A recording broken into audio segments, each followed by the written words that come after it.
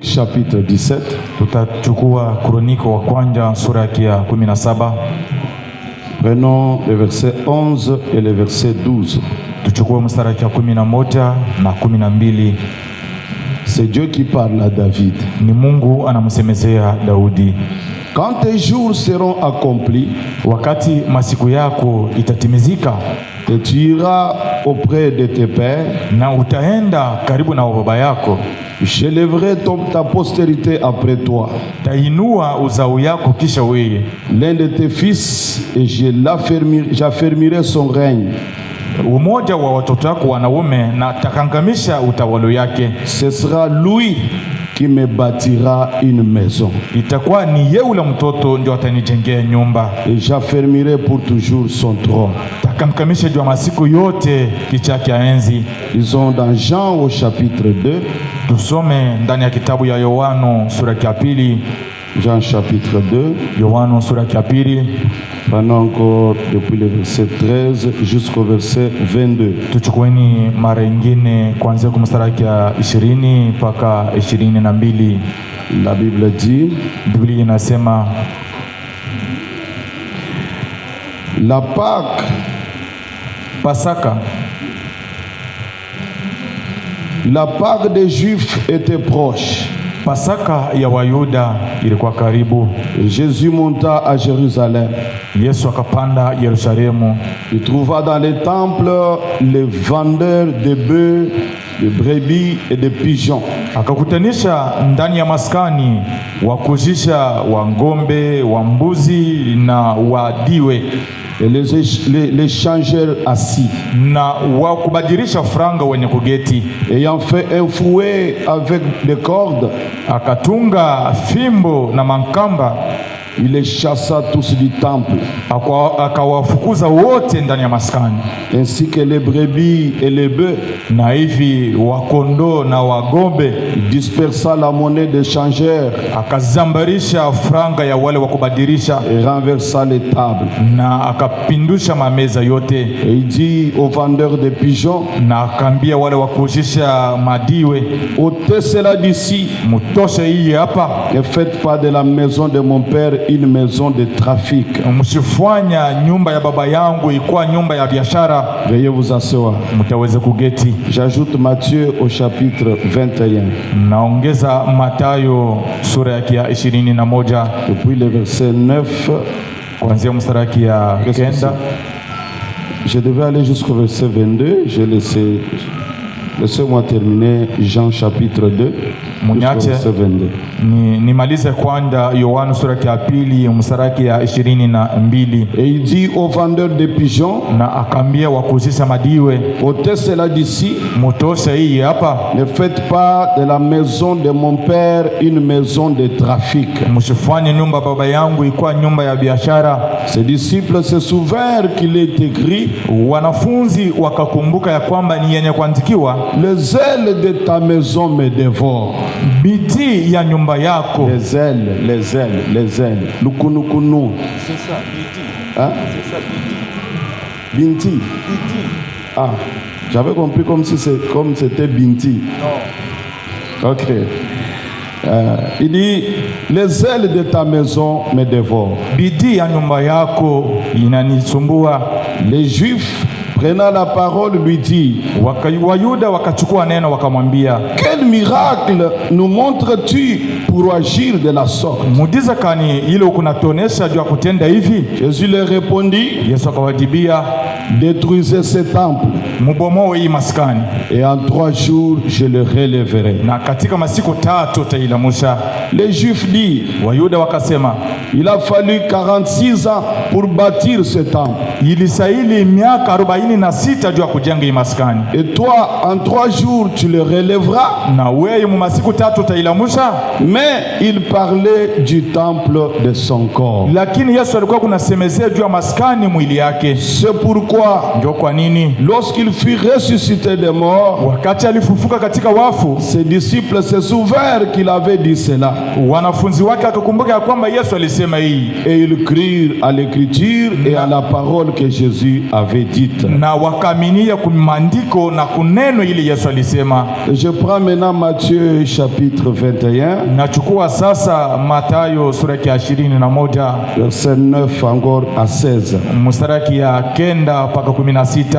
Ceux qui précédaient et ceux qui suivaient Jésus criaient: Wale walikuwa kuna karibia kuna mkimbililia Yesu walikuwa kuna lalamika, Hosanna au fils de David, Hosana o mwana wa Daudi, béni soit celui qui vient au nom du Seigneur. abarikiwe ule kuna kuja katika jina ya Bwana, Hosanna dans les lieux très hauts. Hosana mu mafasi ya juu.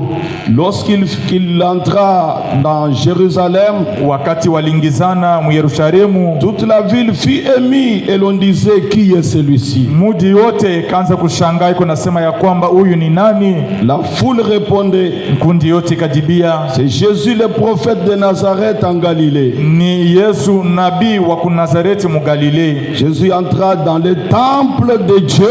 Yesu akingizana mu maskani za Mungu, Il chassa tous ceux qui vendaient akafukuza wote wale walikuwa kunauzisha et qui achetaient dans les temples. na wale walikuwa kuna nunua ndani ya maskani. Il renversa les tables des changeurs Akapindusha mameza yote ya kubadilisha franga et les sièges des vendeurs de pigeons. na mabiti yote ya wale wakuzisha madiwe, Et il leur dit: na akabambia, il est écrit ni ene kuandikiwa, que ma maison sera appelée une maison de prière. nyumba yangu itaitiwa nyumba ya maombi, Mais vous, lakini mweye vous en faites une caverne de voleurs. munaifanya tundu ya wamwizi. Des aveugles et des boiteux s'approchèrent de lui dans les temples Wabipofu na wabiwete wakamkaribia ndani ya maskani, et il les guérit na akabaponyesha là dans les temples. pale ndani ya maskani, Et il les guérit. na akabaponyesha. Mais les principaux sacrificateurs et les scribes furent indignés Lakini wakawali wakuu na wakuandika wakazunika à la vue de ces choses, mkuona hivi bitu, à la vue des choses merveilleuses qu'il avait faites. mkuona bitu bizuri bile Yesu alitenda. Et des enfants criaient dans les temples: Na watoto walikuwa kunalalamika ndani ya maskani, Hosanna au fils de David. Hosana o mwana wa Daudi. Ils lui dirent: Bakamwambia, entends-tu ce qu'ils disent? unasikia ile beku nasema? Oui, leur répondit Jésus. Ndiyo, vile Yesu alibadibia. Avez-vous jamais lu ces paroles? Amuyasomaka hii maneno? Il a tiré des louanges de la bouche des enfants et de ceux qui sont à la mamelle. Wakatosha usifu ndani ya watoto na wale wenyewe kukumaziwa. Les ayant laissés, il sortit de la ville pour aller à Bethanie où il passa la nuit. Yesu mwenye kubata akatoka ndani ya mji akaenda kubatani kule kwenye alienda kulala. Que Dieu bénisse la lecture de sa parole. Mungu abariki usome neno lake. Je reviens à notre écriture habituelle, Narudi kumwandiko yetu ya zoezi, celle que nous utilisons depuis tout ce temps. ile tuko natumikisha kwanza hii muda yote tuko na hubiri kishina. Matthieu chapitre 16, Mathayo sura ya 16 verset 17. mstari ya 17. Jésus reprenant la parole lui dit: Yesu akachukua kipya neno na akamwambia, tu es heureux Simon fils de Jonas, kwaheri Simoni mtoto wa Yonas, car ce ne sont pas la chair et le sang qui t'ont révélé cela, jua iko mwili na damu inakufununiwa ile, mais c'est mon Père qui est dans les cieux. lakini ni baba yangu mwenye kwa kule mbinguni. Et moi je te dis que tu es Pierre, Na mimi nakwambia kwamba ukudiwe, et que sur cette pierre je bâtirai mon église, na paidiwe ndio pale tajenga kanisa que les yangu, portes de séjour des morts ne prévaudront point contre elle. na milango ya gena haiwezi kuijamia. Je te donnerai les clés de mon royaume, du royaume des cieux. Takupatia mfunguli ya ufalme ya mbingu. Ce que tu lieras sur la terre sera lié dans les cieux, Ile yenyewe utafunga udongoni itafungiwa kule mbinguni, et ce que tu délieras sur la terre sera délié dans les cieux. na ile utafungua udongoni itafungukwa kule mbinguni. Et le Seigneur ajoute la bénédiction à cette longue lecture de sa parole. Bwana ongeza mabaraka kui usomi mrefu ya neno lake. Amina. Je ne sais pas si vous êtes disposés maintenant à écouter sa parole. Sijue kama muko tayari sasa juu ya kusikia neno lake. Adressons un petit mot de prière à Dieu. Tuseme kutamko moja maombi kwa Mungu. Amina. Glorieux Saint-Esprit, toi l'auteur de la parole, tu as écrit cette Bible dans sa première forme appelée le zodiaque. C'était au début de la création. Tu as écrit cela dans les étoiles. Et quand les jours sont venus, tu l'as transcrit sur des papiers. Qui peut sonder ces écritures et en dire quelque chose, si ce n'est que toi, l'auteur de la parole? Nous venons nous soumettre à toi, Seigneur. Oh Dieu, accepte de nous écarter de la scène. Dans cette grande leçon que nous sommes en train de voir, nous ne voulons pas la pensée d'un homme, Seigneur. Nous voulons la pensée qui vient de toi, car c'est elle qui nous apporte la vie éternelle. Alors, où est ces écritures, Seigneur Jésus? Donne-nous-en le contexte. Brise-les pour nous comme la portion du pain de ce jour. Que cela puisse nous aider et nous édifier. Nous nous recommandons à toi, tout pour la gloire du Père. Au nom du Seigneur Jésus-Christ. Amen. Amina. Que le Seigneur vous bénisse encore une fois de plus. Bwana amebariki mara nyingine kuzidi. Je sais qu'il fait très froid. Najua ya kwamba kuko baridi kabisa. La parole du Seigneur est plus que le froid. Lakini neno la Bwana ni yenye kupita baridi. Ce qui touche nos cœurs, nos âmes est plus que ce corps peut sentir. Ile iko nagusa mamoyo yetu, manafsi yetu, ni yenye kupita ile itaweza kugusa mwili yetu. Nous sommes dans notre grande leçon. Tuko ndani ya mafundisho yetu kubwa sur l'église et la religion. Pa kanisa na kidini.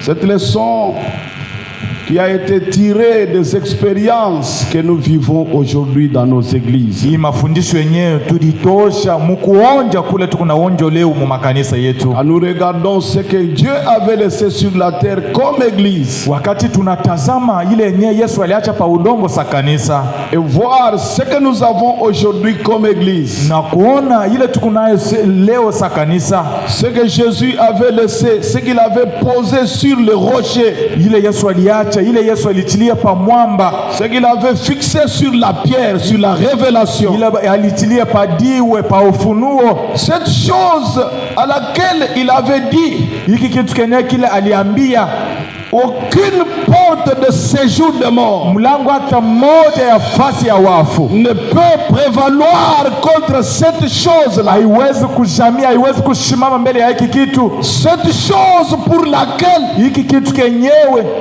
il a laissé les clés du royaume des cieux. Aliatia ufalme ya mbingu. Et il a dit, na akasema, ce que tu lieras sur la terre, ile wewe utafunga udongoni. Ce que toi église tu vas lier sur la terre, ile wewe kanisa utafunga udongoni. Le ciel va acter.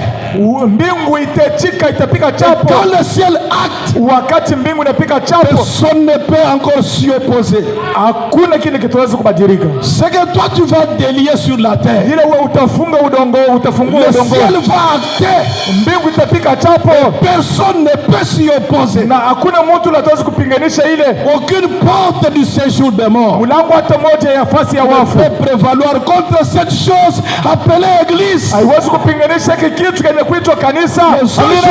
Lakini siku za leo, ce que nous trouvons, ile tunakutanisha, ce n'est que du formalisme, ni paka bitu ya yuluyulu ya kumacho, des apparences charnelles, na umbo ya mwili, sans rien de plus. Hakuna kitu kuzidi, juste une coquille vide, paka ni rikanda ya wazi, dépourvu de ce qui en fait la force, yenye kutosha yote ile kunafanya nguvu yayo, mais qui ne garde que l'apparence, lakini inabakia paka na rikanda iko naonekana, qui ne garde que le formalisme, inabakia paka na kintu kia nje kia kumacho, qui ne garde que les aspects, inabakia paka na umbo. Alléluia. Amina. Ce que Jésus avait laissé, ile Yesu aliacha, est-ce que c'est ça ce que nous avons? Kweli kweli njoo ile tuko nayo. Quand nous avons commencé, ça fait 3 semaines. Wakati tulianja kusha kupita wiki 3, nous avions compris que le mot église, tulielewa ya kwamba tamko kanisa, quand on tirait cela dans la chronologie de la Bible comme l'a fait Frère Branham, wakati tulitosha ile mkufuatana kwa Biblia vile ndugu Branham alifanya, ça voulait dire ecclesia, ilitaka kusema ya kwamba ecclesia, c'est-à-dire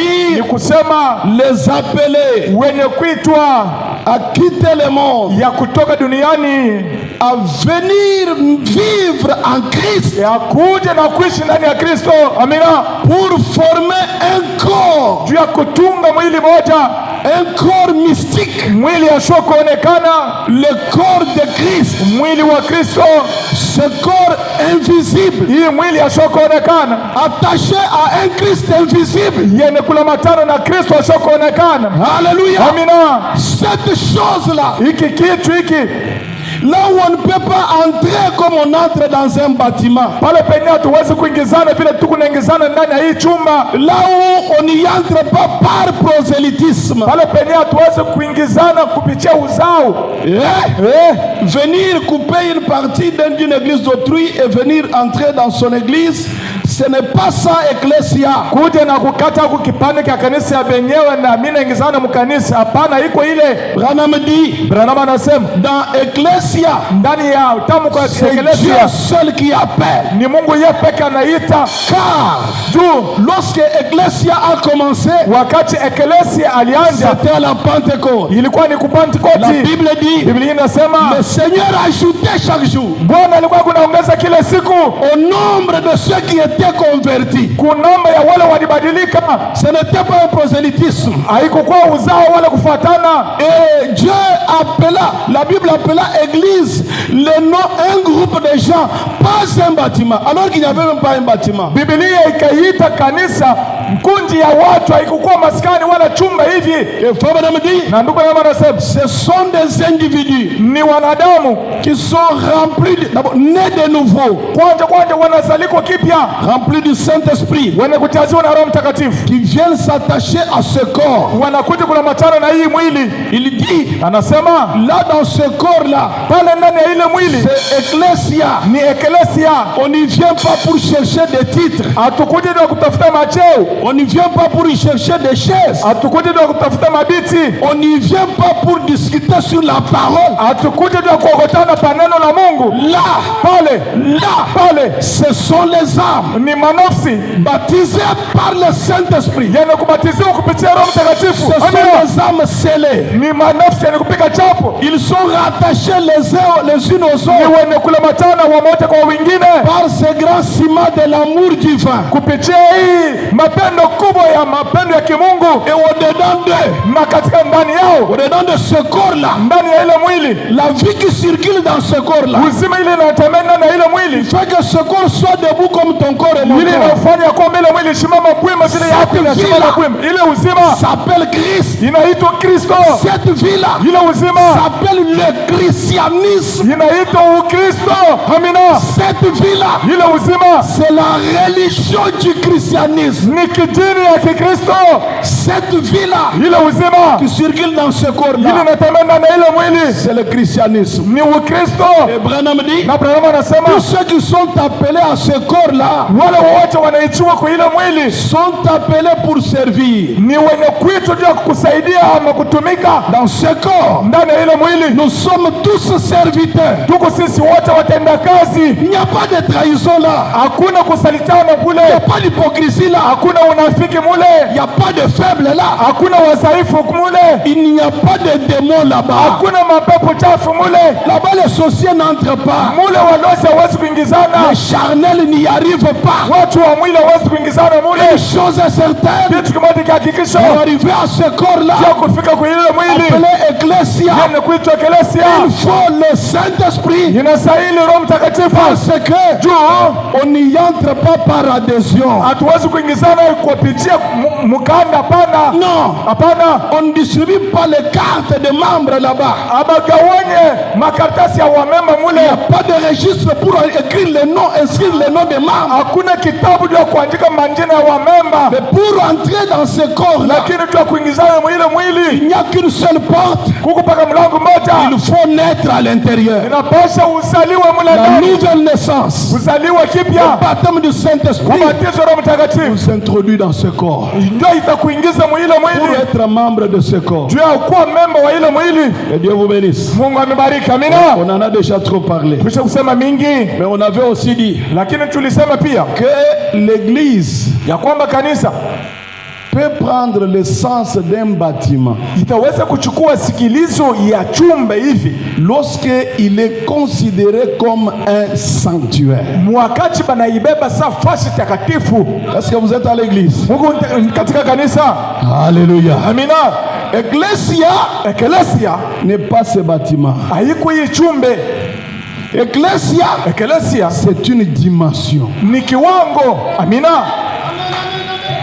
Cette dimension ile kiwango qui a ses propres lois, ile kuna masheria yayo différentes des lois du monde. Yene kuachana na masheria ya dunia. Les lois du monde ne s'appliquent pas dans cette dimension. Masheria ya dunia haiwezi kutumikishumu hii kiwango. Kwa nini? Chaque dimension, kila kiwango c'est un domaine ni kiwango ama kiwango qui a ses propres lois. Iko na masheria yayo peke.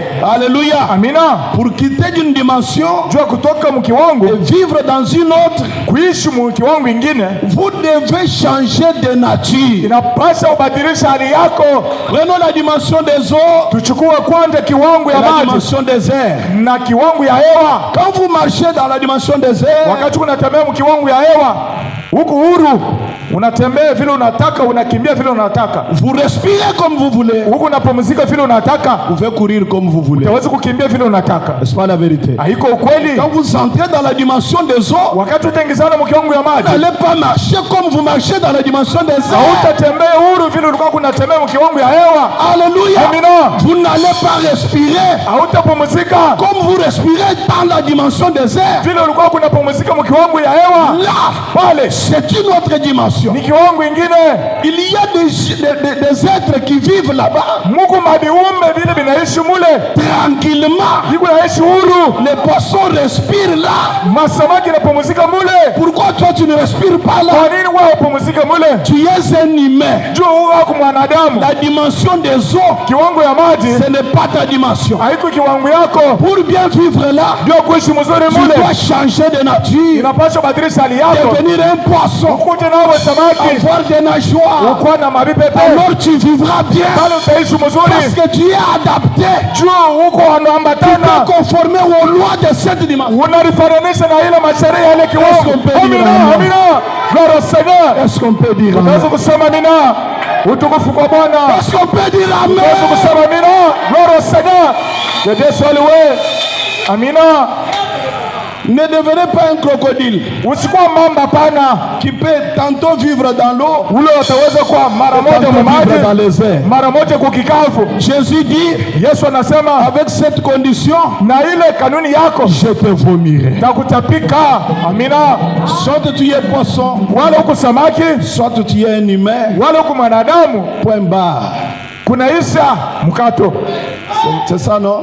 Haiko vile. Et quand vous avez quitté la dimension des airs, wakati uliondoka kiwango ya hewa, que vous êtes entré dans la dimension des eaux, unaingizana mu kiwango ya maji, quand vous ressortez, wakati utatoka mo, n'y a-t-il pas des indices, des signes? Hakuna maalama ile kunaonesha ya kwamba ilikuwa mu maji. Il y a des signes, kuku maalama qui montrent que ile inaonesha kwamba cet individu huyu mwanadamu a changé de dimension. Alibadilisha kiwango. Son corps est mouillé. Hii mwili ni yenye kulobana. Même sa démarche change. Hata mwenendo yake tabadilika. Jacob est entré dans cette présence. Yakobo aliingizana mu ile wepo. Dans cette dimension. Mu ile kiwango. Quand il est sorti, wakati alitoka, il ne marchait pas de la même manière. Alikuwa kuna sunguta comme il en était entré. Asikuanza kutembea vile alikuwa anatembea. Il avait croisé la divinité. Alipomana na Mungu. Il est entré dans la dimension de la divinité. Aliingizana mu kiwango ya Mungu. Dieu lui a laissé une marque. Na Mungu alimwacha na alama. Est-ce qu'on dit amen? Tutasema amina. Les bâtons d'Aaron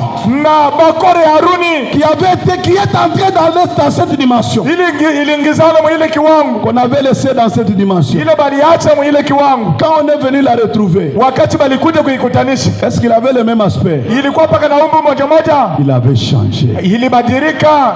Amina. Si toi tu n'as pas encore changé, kama wewe hujabadilika, tu n'es pas encore entré dans cette dimension. Ni kusema yaingizana mu hii kiwango. C'est pourquoi je ne fais qu'insister. Ndio kwa nini napiga paka mkazo. Mon objectif dans cette leçon, Kifukuzio yangu mwenye mafundisho, c'est pour te tenir, toi qui t'es arrêté là, nijua kukamata wewe kumkono mwewe mwenyewe unashimama. te tenir à la main, Kumkamata kumkono pour te dire, ndio kukwambia tu t'es arrêté au mauvais endroit. unashimamia fasi mubaya. Nous ne sommes pas encore arrivés. Hatujafika. La carrière ouverte est encore devant. Shapu ya kuchonga mawe iko mbele yetu. Lève-toi, Lamuka, marchons, twende, avançons, tusonga mbele, entrons dans la carrière. tuingizane fasi ya kuchonga mawe.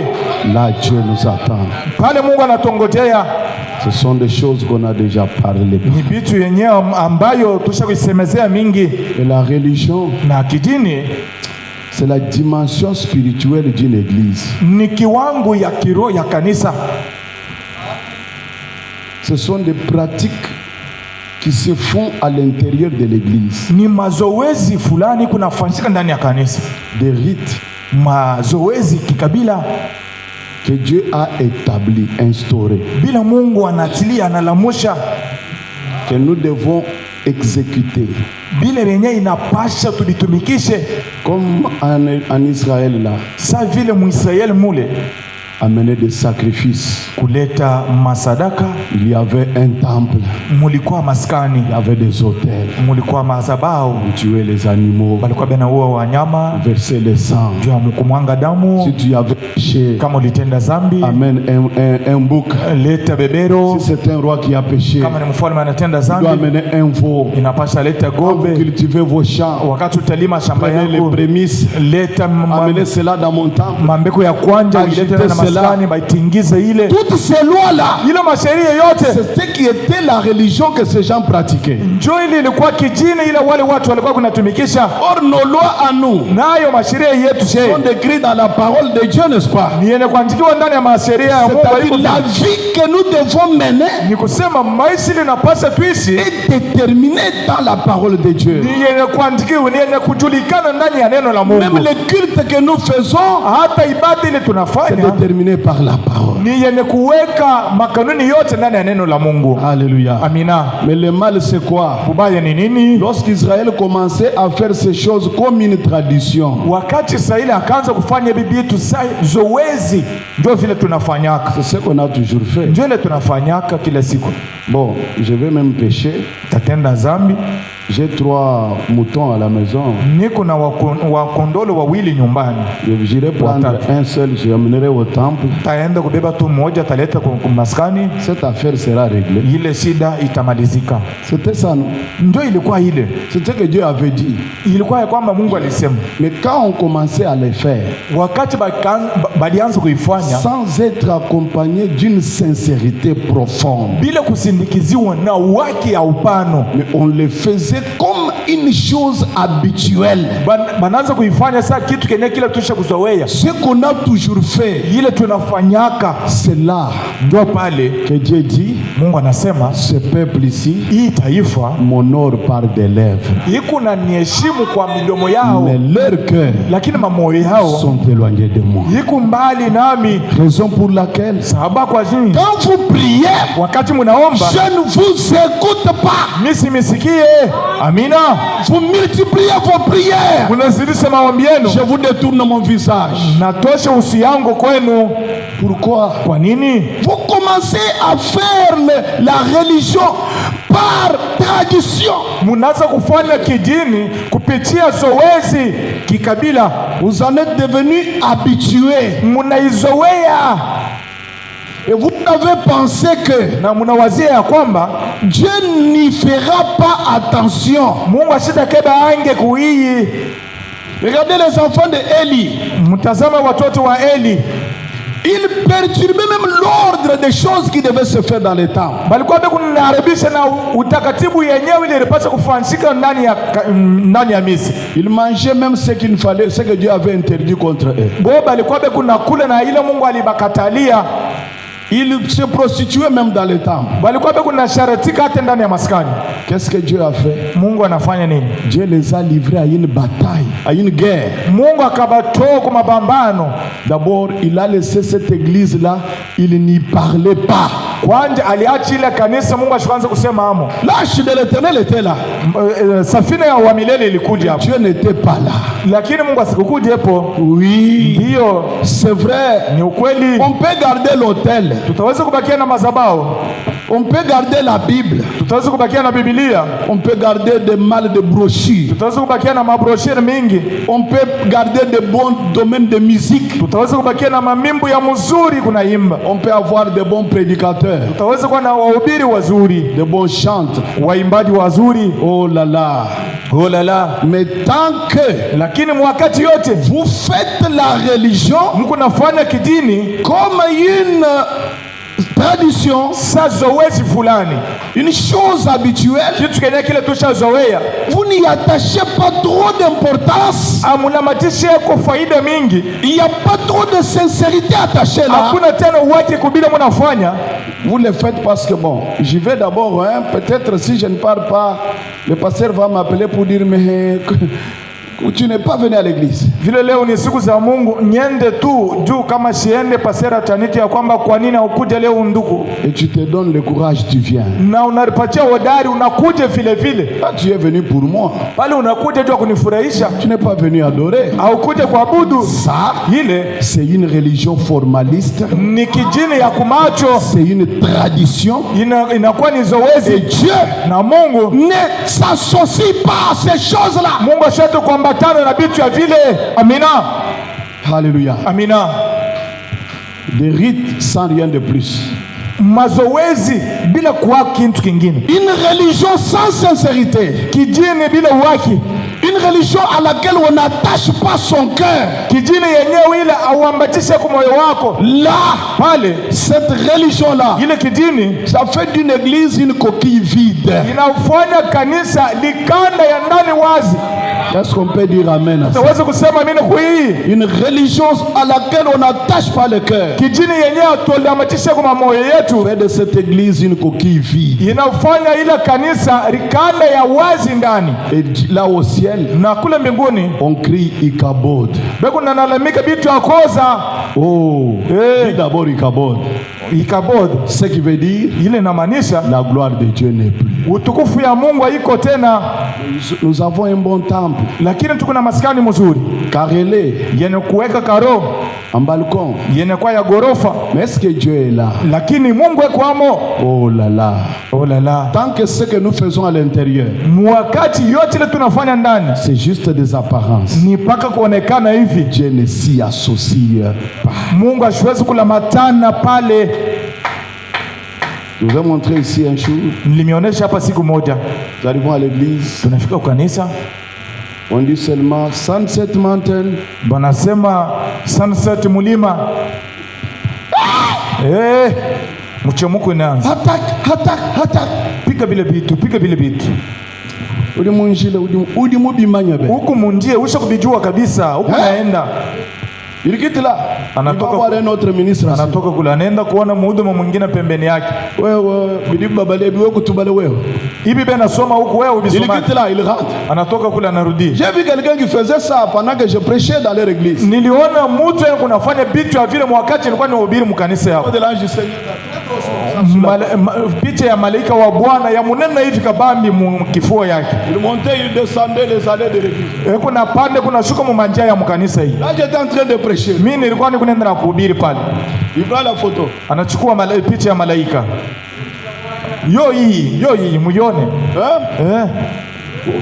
Quand vous citez Jésus, wakati huko nataye Yesu bitu chini. Il fait ce spectacle là à l'église. Kunafanya ile mamuchezo yote ile mkanisa. Vous pensez que Mungu nawazia kwamba c'est que Dieu nous a laissé comme religion. Ile Mungu alituachia sasa kidini. C'est ça. Ndio ile kunafanya. Nous sommes devenus des fanatiques. Tunakuja bapendelevu. Et Branham dit, Branham anasema, si vous agissez par fanatisme, kama huku natenda kupitia upendelevu, tu es un idolâtre. Huku mwabudu sanamu. Amina. Alléluia. Amina. Nous n'avons qu'une seule chose à faire. Tukupana kitu kimoja cha kufanya. Cherchez ce qu'est la volonté de Dieu. Mtafuta ni kwa mapenzi ya Mungu. Agir selon cette volonté-là. Kutenda kufuatana na ile mapenzi ya Mungu. Alléluia. Amina. L'église. Kanisa. Non, mes frères et sœurs. Hapana wa ndugu yangu, dada yangu. Pas de bêtises derrière cet hôtel. Haiko mchezo nyuma ya mimbali. Pasteur derrière l'hôtel qui ment comme qui respire. Pastori nyuma ya madhabahu kuna danganya sasa kuna pumzika. Pasteur derrière l'hôtel qui insulte. Pastori même nyuma ya madhabahu kuna danganya, kuna tukana, pasteur prostitué, pasteur prostitué. Pastori kaba nyuma ya mimbali. On vient là facilement à l'aise. Kuna kuja pale kwa kwepesi. Est-ce que Dieu peut s'associer à de telles choses? Kweli kweli Mungu hatuwezi kula matano na vitu ya vile. Amina. Aujourd'hui, siku za leo, le goût de l'argent, kuonja kwa franga, le goût de l'argent, kuonja kwa franga est devenu la déesse de l'église. Inakuwa kuharibika kwa kanisa. Une idole de l'église. Inakuwa ni pingu la kanisa. On essaye même de juger la spiritualité d'une église par le niveau de l'argent qui coule dans l'église. Kuhukumu hatua ya kiroho ya kanisa kupitia franga ile kunatembea mkanisa. Non, hapana. Dieu ne signifie pas l'argent. Mungu asimaanisha franga. L'argent ne signifie pas Dieu. Franga imaanisha Mungu. Dieu reste Dieu. Mungu anabakia Mungu. Sa parole reste sa parole. Neno lake linabakia neno lake. L'argent reste l'argent. Franga inabakia franga kule. On me dit, tout ce qui s'interpose, yote ile kuna simama katikati entre toi et Dieu, katikati yako wewe na Mungu, cette chose là, kile kitu c'est une idole. Kinabakia pingo. Que ça soit votre maison, iko nyumba yako, que ça soit votre femme, iko mke wako, que ça soit votre activité, iko biashara yako, que ça soit votre église, iko kanisa yako. Il dit aujourd'hui, anasema siku za leo, les gens adorent les églises. Watu wanaabudu makanisa. Tu es que moi, oui, je suis croyant du message. Niko mwaminifu wa ujumbe. Il faut qu'il te cite le nom de son pasteur. Inapasha anza kuachanisha kutaia jina pastori wake, pour que tu vois que il est de niveau élevé, juu uone ya de la haute classe. Kweli kweli eko mwatua eko mkiwangu ya juu kabisa, asha kufika mbinguni. Dieu n'est pas ce que toi tu penses là. Mungu sipo kila wewe unawazia. Ça, ile c'est du formalisme. Ile ni vitu ya kumacho. Dieu n'est même pas dans ce que tu penses. Mungu sipo muile wewe kunawazia. Branham anasema Dieu demeure, Mungu anabakia, il vit, eko naishi, il règne, eko natawala dans l'humilité. Ndani ya unyenyekevu. Amina. Ça ne veut pas dire qu'il faut avoir une mauvaise apparence.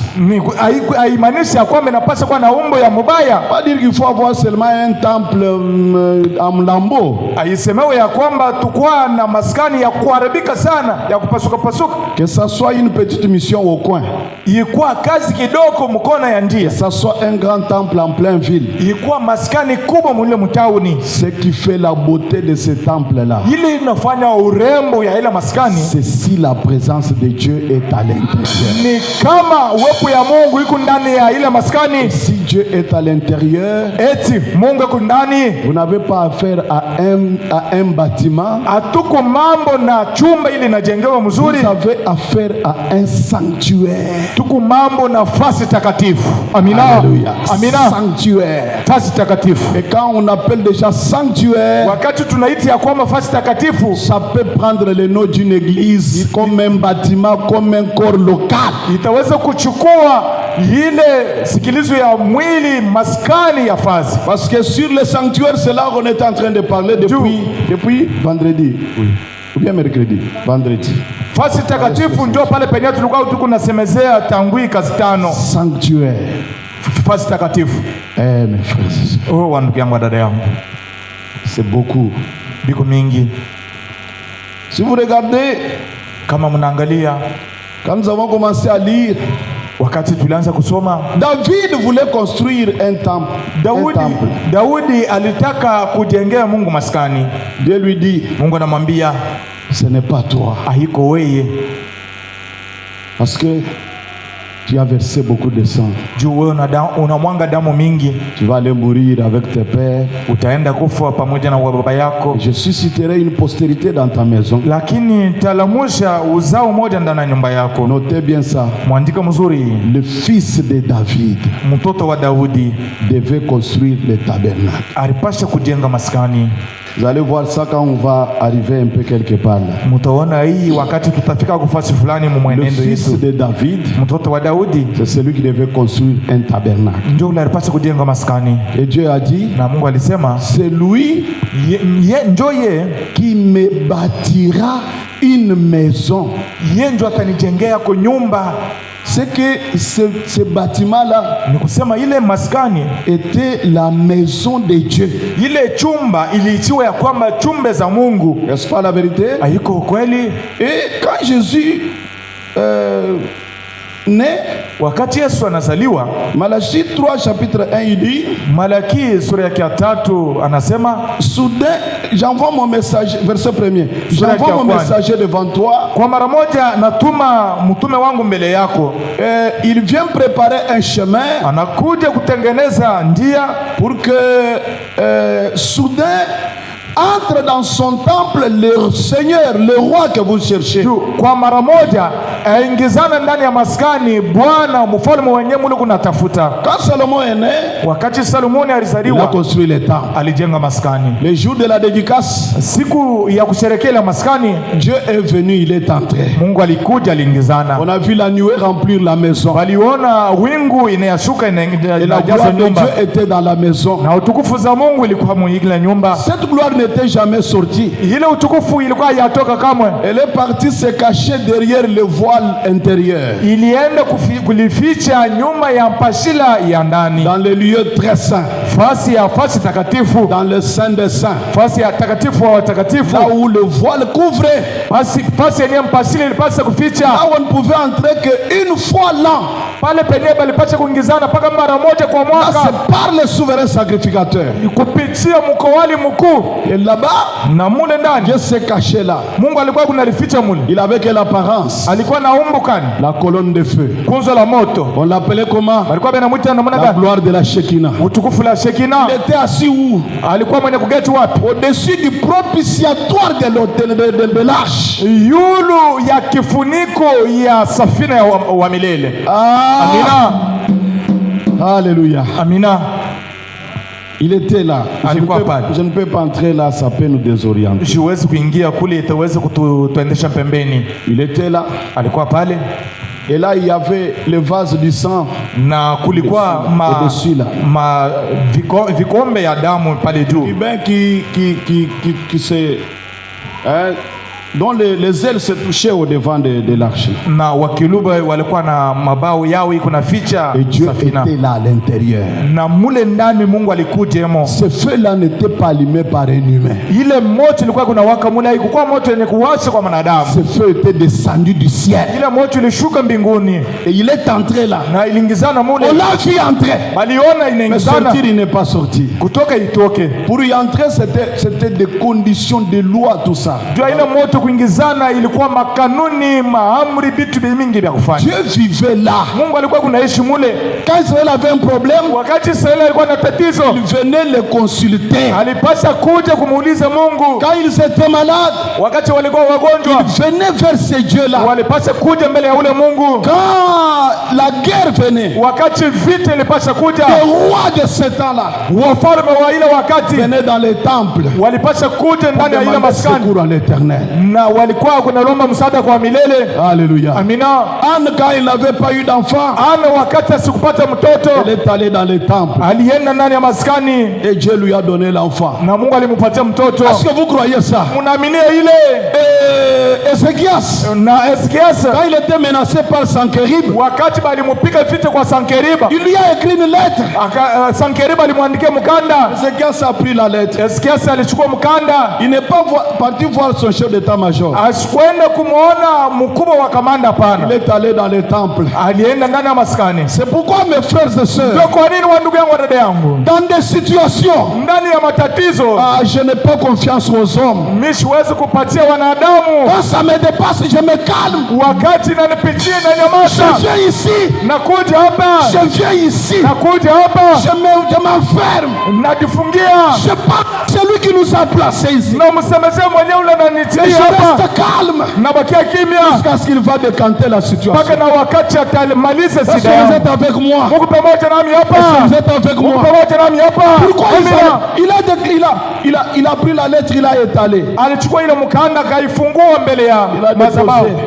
akaichilia mbele ya madhabahu, Il a commencé à parler. akaanza kusema, Éternel, kwa milele, Dieu d'Abraham, Mungu wa Ibrahimu, Dieu d'Isaac, Mungu wa Isaka, Dieu de Jacob. Mungu wa Yakobo.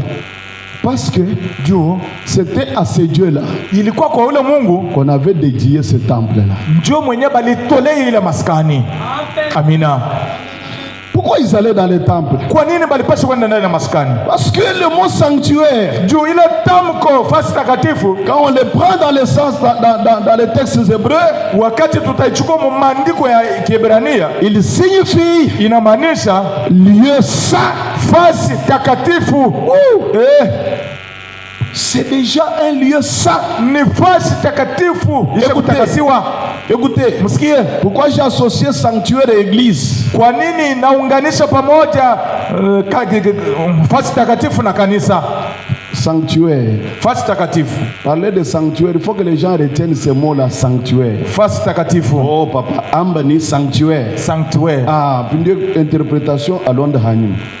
Il dit, Anasema j'ai associé sanctuaire et église mimi naunganisha kanisa na sanctuaire parce que en hébreu, juu mu Kiebrania sanctuaire veut dire sanctuaire inamaanisha un lieu fasi moja mis à part. yenye kuchiliwa fasi moja. Église veut dire Kanisa inamaanisha des gens watu mis à part. wenye kuchiliwa fasi yao.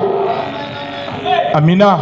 C'est pourquoi le mot église peut prendre le sens d'un bâtiment quand il est considéré comme un sanctuaire. Ndio kwa nini chumba kama kanisa itaweza kuchukua sikilizo ya kanisa. Donc quand vous êtes assis là, Ni kusema wakati Mungu anakugeti hapa, si vous êtes dans un sanctuaire, kama muko fasi takatifu, c'est que vous êtes dans un lieu saint, ni kusema mnarikutanisha mufasi yenye dans kwa un lieu takatifu, mis à part.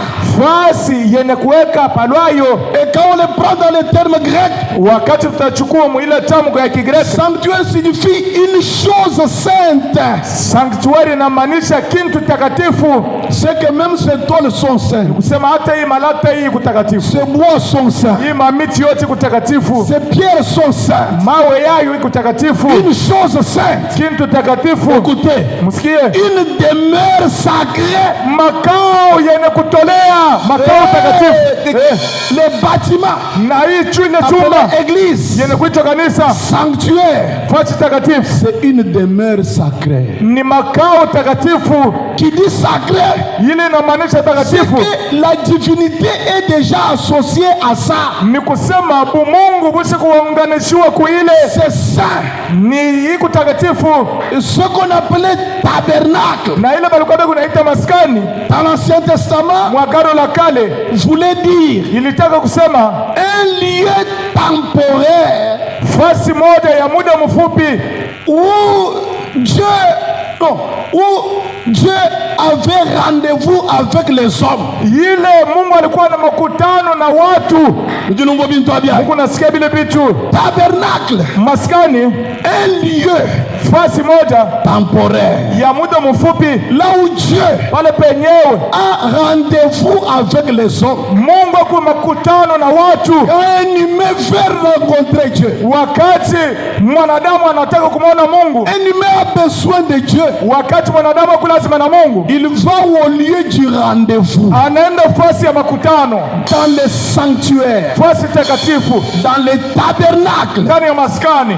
Quand il entre là, Wakati anaingizana mule, il était sûr alikuwa na hakikisho que Dieu était là. ya kwamba Mungu Parce que c'est yupo. le lieu de rendez-vous. Juu ni fasi ya makutano. Est-ce qu'on est ici? Tuko hapa, Est-ce qu'on est ici? tuko hapa. Il était sûr Alikuwa na hakikisho que Dieu était ya là. kwamba Mungu yuko hapo. Parce que Juu c'est le lieu de rendez-vous. ni fasi ya makutano. Avec qui? Na nani? Avec qui? Na nani? Avec Dieu. Na Mungu. C'était la demeure de Dieu. Ilikuwa ni makao ya Mungu. Oh! Nayo, Alléluia! amina, Alléluia! amina, Alléluia! amina.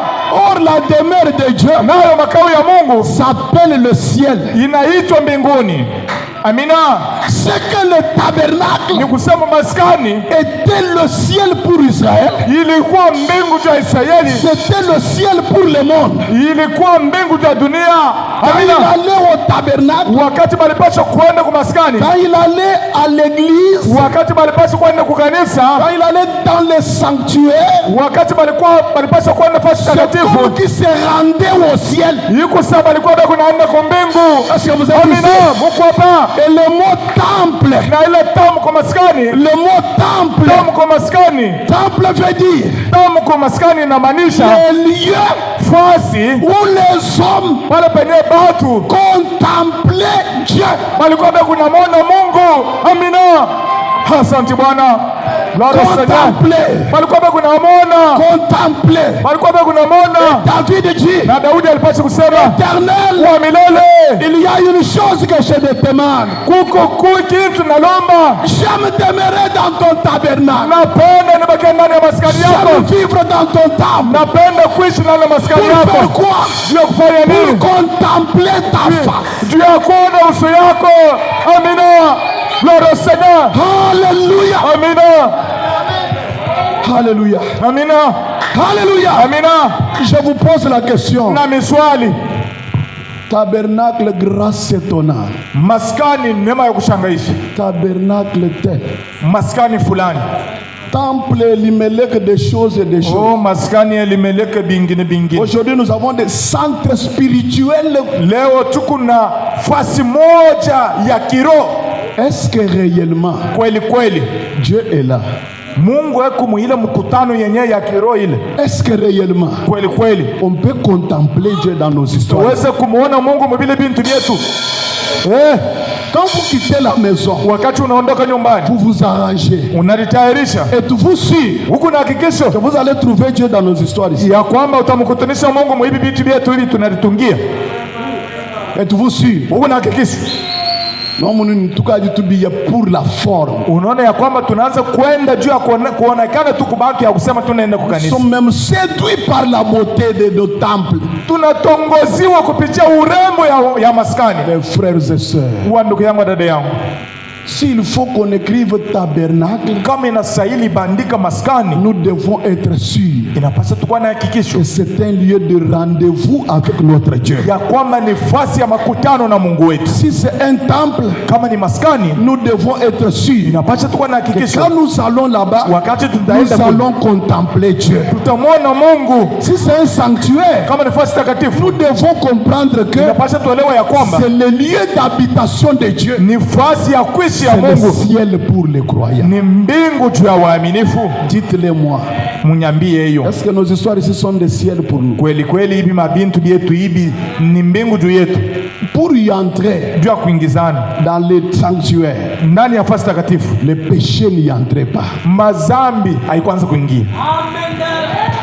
Le péché n'y entrait pas. Mazambi haikuanza Il y kuingia. avait le parvis extérieur là dehors. Mulikuwa baraza ya nje pale nje, Il y avait le lieu saint ulikuwa fasi et takatifu, le lieu très saint. nafasi takatifu kabisa. Dehors là, Pale nje le péché s'arrangeait d'abord dehors. mazambi ilipaswa kulitengeneza pale nje, Des veaux étaient donnés. magombe balipaswa Le sang kutolewa, expiatoire était fait dehors là. madamu ya utetezi ilipaswa Avant de kufanya pale nje, pénétrer ces lieux. kisha mbele ya kuingizana Même muhifasi. les souverains sacrificateurs, Hata mkoali mkuu, même les pasteurs pasteur hata pastor peke yake pour arriver ici, jua kufika kufasi on takatifu devait lui kabisa attacher une corde. walipaswa kumfunga kamba kwa S'il mguu. avait mal vécu, Kama aliishi mubaya qu'il piétinait ici, na kananga huku il devait mourir. alipaswa kufa paka pale. Qu'en est-il aujourd'hui? Yiko mara ngapi juu ya On leo commet adultère, unatenda usharati, on vient monter ici, tunakuja tunapanda huku. que Dieu vous bénisse. Mungu amebariki. Quel Dieu? Mungu gani? Quel Dieu? Mungu gani?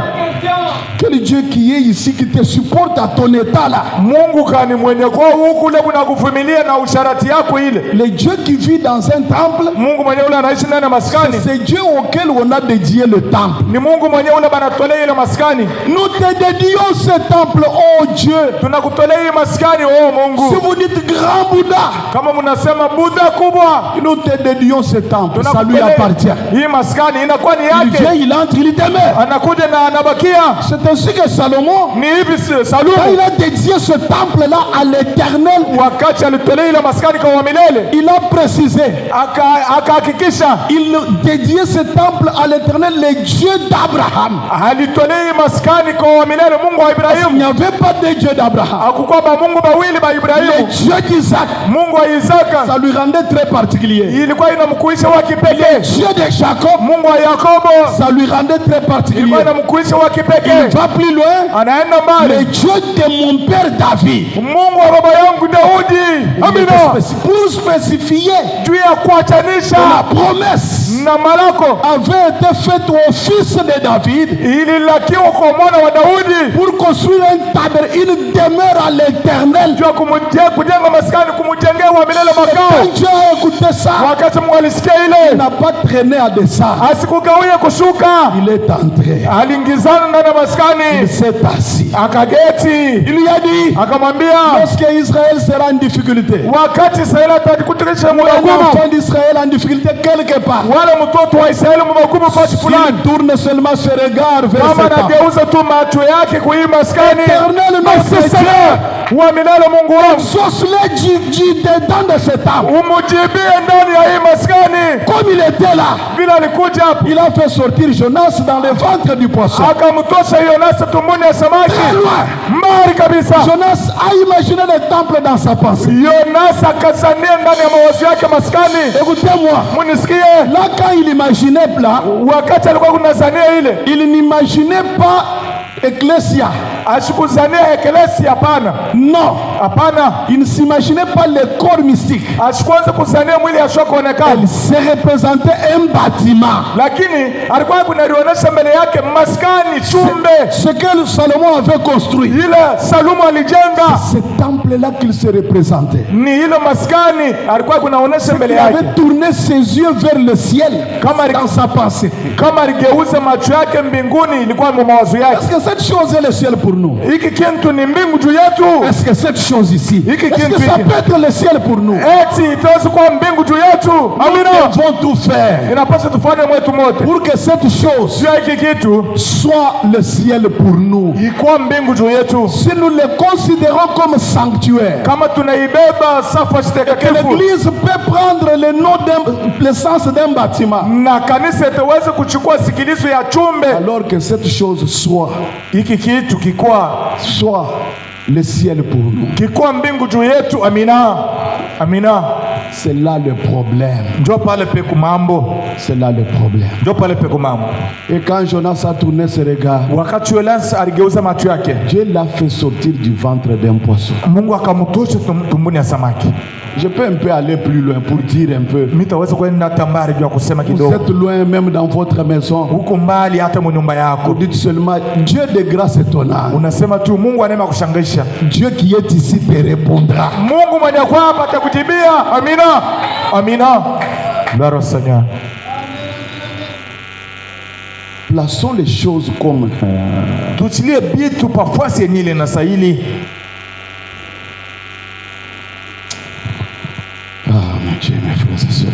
Oh Mungu wangu, ndugu yangu, dada yangu, Si Dieu n'est pas là, kama Mungu sipo, avec précision, na hakikisho yote, Seigneur Jésus, Bwana Yesu, toi le Dieu des apôtres, we Mungu wa watume, toi le Dieu de William Branham, we Mungu wa William Branham, le Dieu du message. Mungu wa ujumbe. Moi, je dirais aussi le Dieu de mon père Vibijili. Tasema Mungu wa baba yangu Vibijili. Amina. Oui. Ndio. Je suis en train de le spécifier. Ni kunenda na kumuweka pafasi yake, kumwachanisha na haba bingine. Oui. Ndio. Et il descendra ici. Na atashuka hapa. Ça sera à lui. Si c'est le même Jésus, kama ni moja Yesu, il sera ici. Atakuja hapa. Amen. Amina. Mais s'il n'est pas là, na kama sipo, c'est que nous avons écrit tabernacle là. Ni kusema hii tuko benye kuandika maskani. N'est-ce pas un nom de blasphème? Haiko njene ya matukano. N'est-ce pas un nom de blasphème? Haiko njene ya matukano. Réveillons-nous. Tulamukeni. L'église et la religion. Kanisa na kidini. Au temps de la fin, mwakati za mwisho, les gens seront fanfarons, orgueilleux, tout ça. Watu watakuwa wa kiburi, wa majivuno hivi na hivi. Vraiment le plaisir plus que Dieu. Wakupenda michezo mafurafura ya dunia kupita Mungu. Se donneront des foules de docteurs. Wataripatia mankundi ya wakufundisha wa mwalimu. Ils auront la démangeaison d'entendre la saine doctrine. Watakuwa na uchacho juu ya kusikia kwa injili ya mzuri. D'entendre l'évangile à l'ancienne mode. Kusikia injili la kale. Mais ils chercheront qu'on leur prêche les choses qui les plaisent. Lakini watataka ya kwamba batuhubiri vitu benye tufurahisha. Prêcher la repentance, ils font ça. Ils quittent même l'église. Kuhubiri kutubu banatoka hata mkanisa. Prenez le baptême du Saint-Esprit, ils s'en vont. Unabeba ubatizo wa Roho Mtakatifu, wanaenda mbali. Mon Dieu. Oh Mungu wangu. Nous commençons à sélectionner les messages. Tunaanza kuchakua ujumbe. Il y a des choses qu'on doit prendre et d'autres qu'on doit rejeter. Huku bitu benye bile inapasha tubebe na bitu benyewe biache kutupa.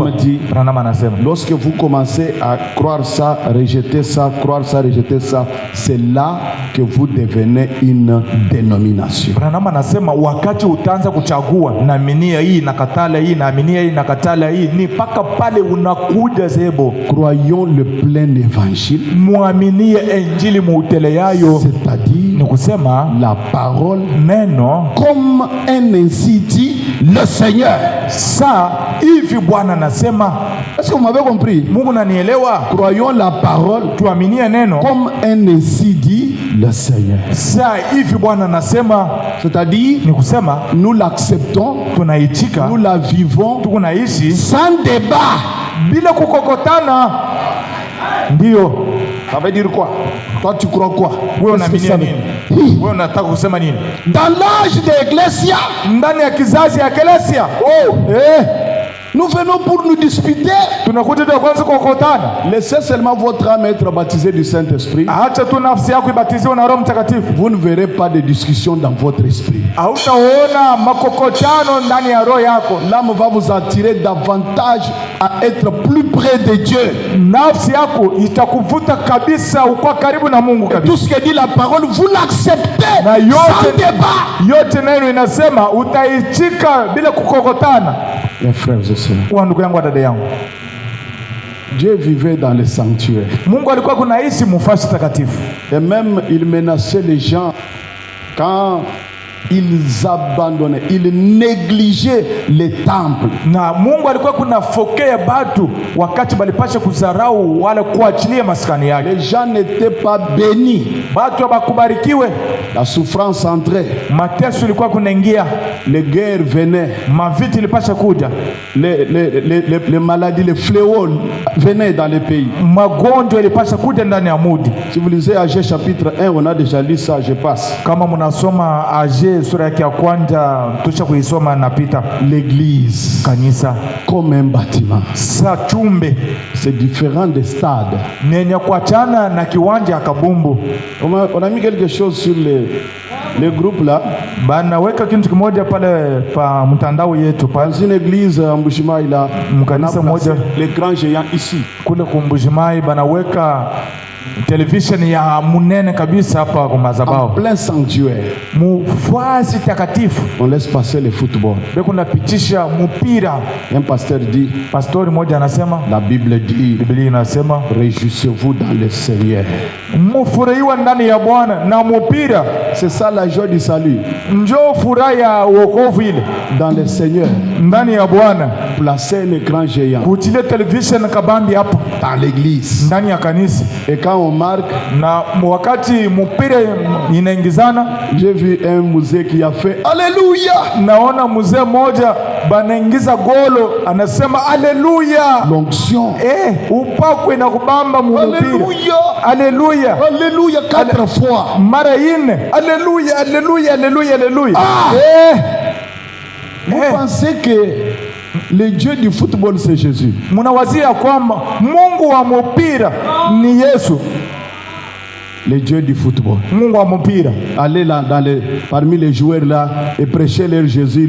Ils peuvent croire Jésus. Mwenda katikati ya wale wachezaji wa mpira, mubahubiri Yesu batekwechika. Avant qu'on puisse jouer avec telle équipe, mbele ya shehe kufanya mechi na timu fulani, nous allons d'abord nous repentir. Inapasa tutubu. On vous baptise au nom de Jésus. Tumebatiza katika jina la Bwana Yesu. Après nous allons chercher le Saint-Esprit. Kisha tutafuta Roho Mtakatifu ndio atende vous croire. Tufanya mechi na Répondez-moi. Wachezaji wa mpira watakuaminia. Ils ont un autre Dieu. Beko na Mungu mwingine. Et il l'adore quand il travaille, quand il vainc. Beko na muabudu wakati goli inaingizana. Ils font entrer le goal. Wanaingiza golo hivi. Vous les voyez faire ça. Utamwona anafanya hivi.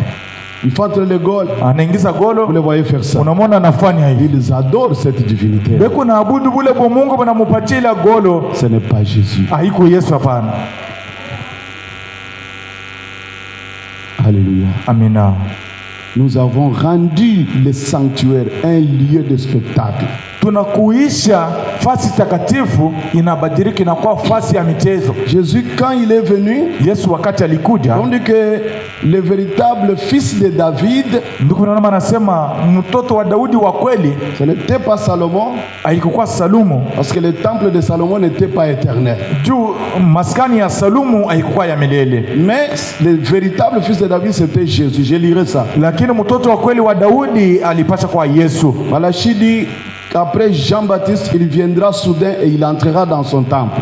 Malaki anasema ya kwamba kisha Yohane Mbatizaji alipasha kuja mara moja anaingizana ndani ya maskani. Le véritable fils de David viendra entrer dans son temple. Ule mtoto wa kweli wa Daudi alipasha kuja mara moja anaingizana ndani ya maskani. Et quand il est venu pour entrer, wakati alikuja ndio kuingizana, c'est là que nous avons lu dans Jean. Ndio pale tulisoma ndani ya Yohana. Les gens ont étalé les habits. Watu wakatandika mabikwembe. Il est monté sur une ânesse. Akapanda pa mwana mpunda. Il chantait. Balikuwa beko naimba. Hosanna. Hosanna. Béni soit celui qui vient au nom de Jésus. Béni soit le fils de David. Abarikiwe akwa mwana wa Daudi. Béni soit celui qui vient au nom du Seigneur. Abarikiwe ule kunakuja katika jina ya Bwana. Les Juifs qui écoutaient ça, Wayuda wale walikuwa kunasikia ile, qui savaient ce que signifiait le fils de David, walijua ile ilikuwa kunamaanisha mtoto wa Daudi. On demandait à Jésus, wakamlomba Yesu, est-ce que tu entends ce que ces enfants là disent? Uko nasikia ile pale batoto bako nasema. Vous êtes ici? Muko hapa? Est-ce que tu entends ce que ces enfants là disent? Wewe Yesu kunasikia ile bale batoto bako nasema? Je dis oui, j'entends. Yesu anasema ndio nasikia. N'avez-vous pas lu que amukusoma ya kwamba je recevrai la gloire de la part des enfants, de la bouche des enfants? Tapokea utukufu kupitia kinywa ya watoto. Et il est passé na akapita, il entre dans le temple de Salomon. Anaingizana maskani mchumba ya Salomo. Au lieu de trouver cela un sanctuaire, nafasi ya kukutanisha ile nafasi takatifu, il trouve que c'était devenu une maison de caverne, une caverne de voleurs. Akakutanisha ya kwamba ilibadilika inakuwa ntundu ya wamwizi. Il dit, anasema, mais il est écrit, lakini ni yenye kuandikiwa que ma maison ya kwamba nyumba yangu sera appelée une maison de prière. Itaitiwa nyumba ya maombi. Pourquoi vous en faites une caverne de voleurs? Kwa nini mnaifanya ntundu ya wamwizi? Il chasse ces gens. Anafukuza wale watu na dans sa colère, il se met dehors. Anabafukuza nje. Dans sa colère, mkasikilani yake, il se met dehors. Anasimama pale nje. Il dit, anasema, détruisez-moi cette chose. Mbomoe hiki kitu. Détruisez cette caverne de de voleurs. mubomoe itundu ya wamwizi. Moi, Mi j'en construirai taijenga dans 3 jours. katika masiku 3. La scène change. Et la Bible dit, Pale kibeti na badirika Biblia il inasema leur parlait du temple, son corps. alikuwa kuna besemezea maskani mwili yake. Amina. Le sanctuaire a changé. Fasi takatifu ikabadilika, C'est devenu un homme. ikakuja mtu. Mwili Et ce corps-là ile mwili était le ciel pour l'humanité. ilikuwa mbingu juu ya ulimwengu, C'était la demeure de Dieu. ilikuwa makao ya Mungu. Dieu était là, vrai ou faux? Mungu alikuwa mule Dans sa kweli wala bongo, plénitude, ndani ya utele yake, dans sa totalité. ndani ya utele yake. Jésus était le tabernacle de Yesu Dieu. alikuwa maskani ya Mungu. Jésus était le sanctuaire de Dieu. Yesu alikuwa fasi takatifu za Mungu. C'est pourquoi, Ndio kwa nini comme il devait arracher ce temple-là, vile alipasha kuharibisha ile maskani, le jour où il est mort, siku ile yenyewe alikufa, le voile du lieu très saint là pasile ya fasi takatifu s'est déchiré ikapasuka depuis le ciel jusqu'en bas. kwanza juu mpaka chini, Là où personne ne pouvait entrer ni voir, pale penye muntu asikupasi kuingizana wala c'était kona, devenu exposé. ikakuja yenye kutiliwa mbele ya watu. Et Branham dit, Na ndugu Branham anasema pourquoi ce voile-là s'est déchiré? kwa nini ile pashili ilipasuka? J'ai prêché tout un sermon sur ça quelque part. Nilihubiri mahubiri mzima pa ile fasi fulani. Il dit, Anasema il devait mettre fin aux traditions. alipasa kuweka mwisho kukuikabila ama zoezi, Et chaque année dans les temples, na kila mwaka ndani ya maskani vous y entrez, vous mourrez. unaingizana mnakufa. Cette tradition devait terminer. Ile mazoezi ilipasha kumalizika. Deux, Kia pili, il devait, le Dieu qui était caché dans ce temple-là, dans ce voile-là, Mungu alificha ndani ya ile mpasila, était exposé à la croix. alikuwa mwenye kusurubishwa kumsalaba. Trois, Ya tatu, la gloire de ce temple-là utukufu ya ile maskani était finie. ilikuwa ishamalizika. La gloire était revenue sur le nom de Jésus. Utukufu ilikuwa isha kurudia pa jina ya Yesu. Amina. Mungu nasikia Nanga changla wa mbando bikola. hapa, nabeba kuona ya kupanda inaanza kunipitia. Nishushe kidogo, Tuwegeshe. nishushe Tano ngenze kunoambia. na miambiaka kila mara Tukangamana. inapasa tukankamana, tushimama mzuri. Le message, Ujumbe ce sont des choses ni bitu de profondeur. maupano. Que Dieu vous donne l'argent Mungu amepatia franga pour pouvoir soutenir ces profondeurs-là. juu ya kushika hii upano hii. Revenons un peu sur le temple, la maison, comme ça nous allons arriver à la conclusion. Turudi kidogo ku maskani hii chumbe hii. Dans Jésus-Christ est le même hier, aujourd'hui et éternellement. Ndani ya mahubiri Yesu Kristo ni moja jana, leo hata milele. Prêché le 18 janvier 61. Yenye kuhubiri mwila tarehe mwaka wa 61. Paragraphe 6. Ubeti yake ya 6. Le prophète dit ceci. Nabii anasema hivi. Vous savez, mnajua, je pense que nasania kwamba certaines des meilleures réunions que nous ayons jamais tenues, mamkusanyiko uimoja ya mzuri ya mamkusanyiko ile atuyafanyaka, ile tunaisha kufanya. Cette expression-là veut dire ce qu'on a déjà fait. ile tusha kufanya. Ok. Des meilleures réunions que nous ayons jamais tenues, mamkusanyiko yenye ile atuyafanyaka, ce qu'on a déjà tenu. L'expression-là veut dire ce qu'on a déjà fait. mamkusanyiko yote ile tusha kufanya. Voilà. Les meilleures ya mzuri réunions ya mamkusanyiko ya mzuri sont celles tenues dans les églises. Ni ile yenye kufansika ndani ya makanisa, dans le bâtiment de l'église. Ndani ya chumbe kanisa. Il dit, anasema parfois les réunions, vous savez, en arrivant, il termine par la phrase. Kwa mara nyingine mkufika asimalize tamko. De foule abonde quand ils vont parfois faire des campagnes, des gens nombreux. Watu mingi wanajazwa. Nous ne pouvons pas entrer dans des petites églises et tout à cause du nombre de gens. Kupitia wingi ya watu hatuwezi kuingizana mu machumba kidogo, makanisa kidogo, ni dans de grandes églises, wala mu makanisa kubwa. Mais lakini il y a quelque chose au sujet de l'édifice d'une église. Kuko kintu kimoja kwa kishina ya majengo ya kanisa. L'édifice, kinyumba, majengo ya hii nyumba. Il y a quelque chose. Il dit, j'espère que vous n'allez pas penser que j'ai eu des sautes d'humeur depuis la dernière fois que je vous ai vu ici. J'espère que vous n'allez pas penser que je suis devenu fou. Mais vous savez, je crois qu'un lieu appelé église, c'est là que Dieu demeure. Ni pale Mungu kunabakia, kunaishi. Un lieu, fasi, un édifice, majengo moja, église, kanisa. Dieu demeure là. Mungu anabakia mule. Ah mon Dieu. Amina. Anasema les anges habitent dans les églises. Wa malaika wanaishi ndani ya makanisa. C'est un lieu consacré au service de Dieu. Ni fasi yenye kutolewa kwa kazi za Mungu. Amina. Mseme kwa amina. Vous êtes fatigué? Mnachoka? C'est un lieu consacré au service de Dieu. Ni fasi yenye kutolewa kwa kazi za Mungu. C'est pas un lieu d'échange de dollars. Haiko fasi ya kwanza kubadilisha madola. C'est pas un lieu où on va commencer à venir à se réclamer des dettes. Haina fasi yenyewe tunakuja tunaanza kupindana madeni. Frère, ndugu, kwanza nilikukuongosha makuta yangu. Franga yangu utanirudisha siku gani? À l'église? Mukanisa? Hapana. Ce n'est pas consacré au jeu de football. Haiku yenye kutolewa kwa michezo ya mpira. C'est consacré au service de Dieu. Attendez, vous allez comprendre. Laissez-moi terminer cette partie, même si je prends quelques minutes. Il dit, je crois que un lieu, une église,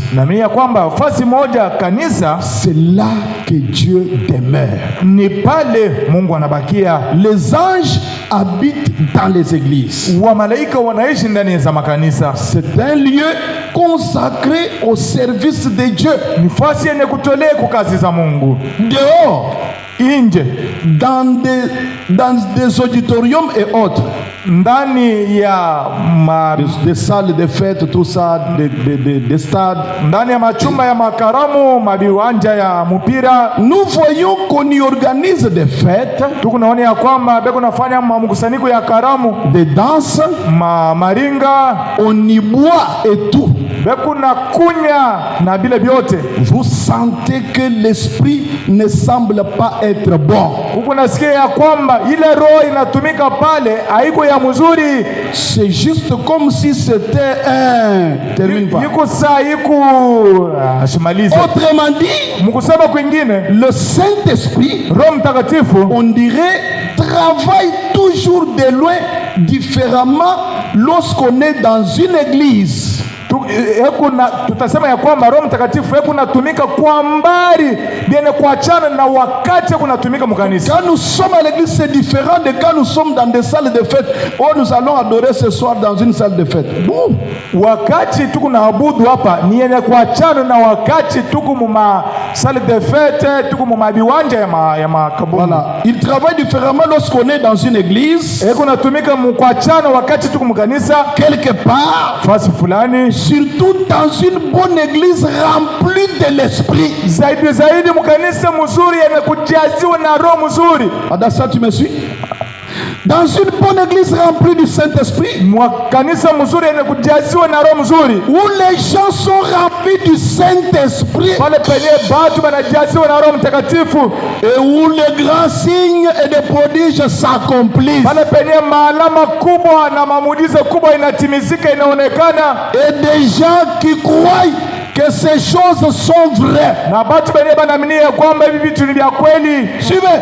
Mfuateni. Les gens, watu. C'est ça l'église. Ndio ile kanisa. Le mot église veut dire les appeler dehors. Tamko kanisa inamaanisha kwamba wenye kuitwa mtoke pale nje. C'est un corps de gens qui ont été appelés hors du monde pour marcher avec Dieu. Ni mwili ya watu wenyewe waliitiwa nje ya dunia tu kutembea na Mungu. C'est ça l'église. Ndio ile kanisa. Je suis très content d'être l'un d'entre eux ce matin. Nafurahiwa kabisa kwa vile niko mmoja wao asubuhi ya leo. Si j'avais une centaine de vies à vivre, kama nilikuwa na miaka mingi ya kuishi, et qu'il n'y ait pas d'au-delà après ma mort, na haikupasa kuja kule nje kisha kifo yangu, j'aurais toujours désiré vivre chacune de ma vie pour Jésus-Christ. Nilitaka kuwa na lazima kila siku juu ya kuishi juu ya Yesu Kristo. C'est ce que ça représente pour moi. Ndio ili kunaonesha juu yangu. Dans l'église, ndani ya kanisa, Dieu est là. Mungu kwamo. Les anges sont là. Wa malaika wepo. Le Saint-Esprit agit librement. Roho Mtakatifu anatenda kwa huru. Pas dans des salles, pas dans des auditoriums, pas dans des chumba ya makaramu, haiko ndani ya machumba ya wagonjwa wala ndani ya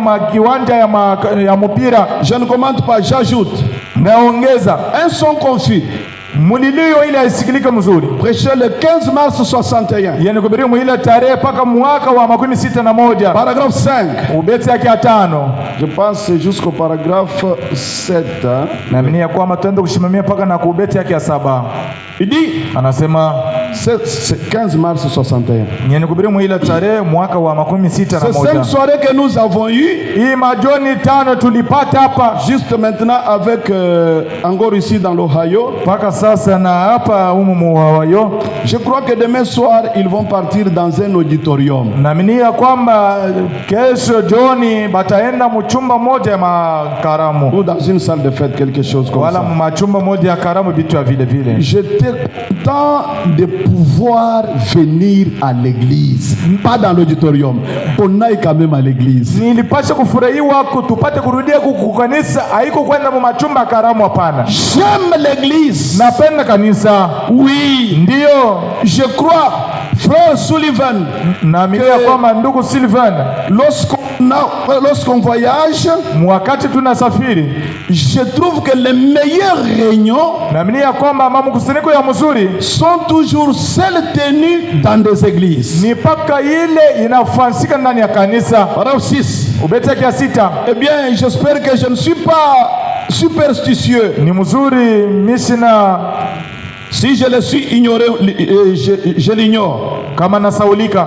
Mais alors, lakini hapa, quand vous entrez dans ces endroits wakati utengizana mwile mafasi où l'on organise des divertissements, ile yenyewe banafanya kama mkusanyiko ya mchezo ya kuchekesha watu. Vous êtes ici?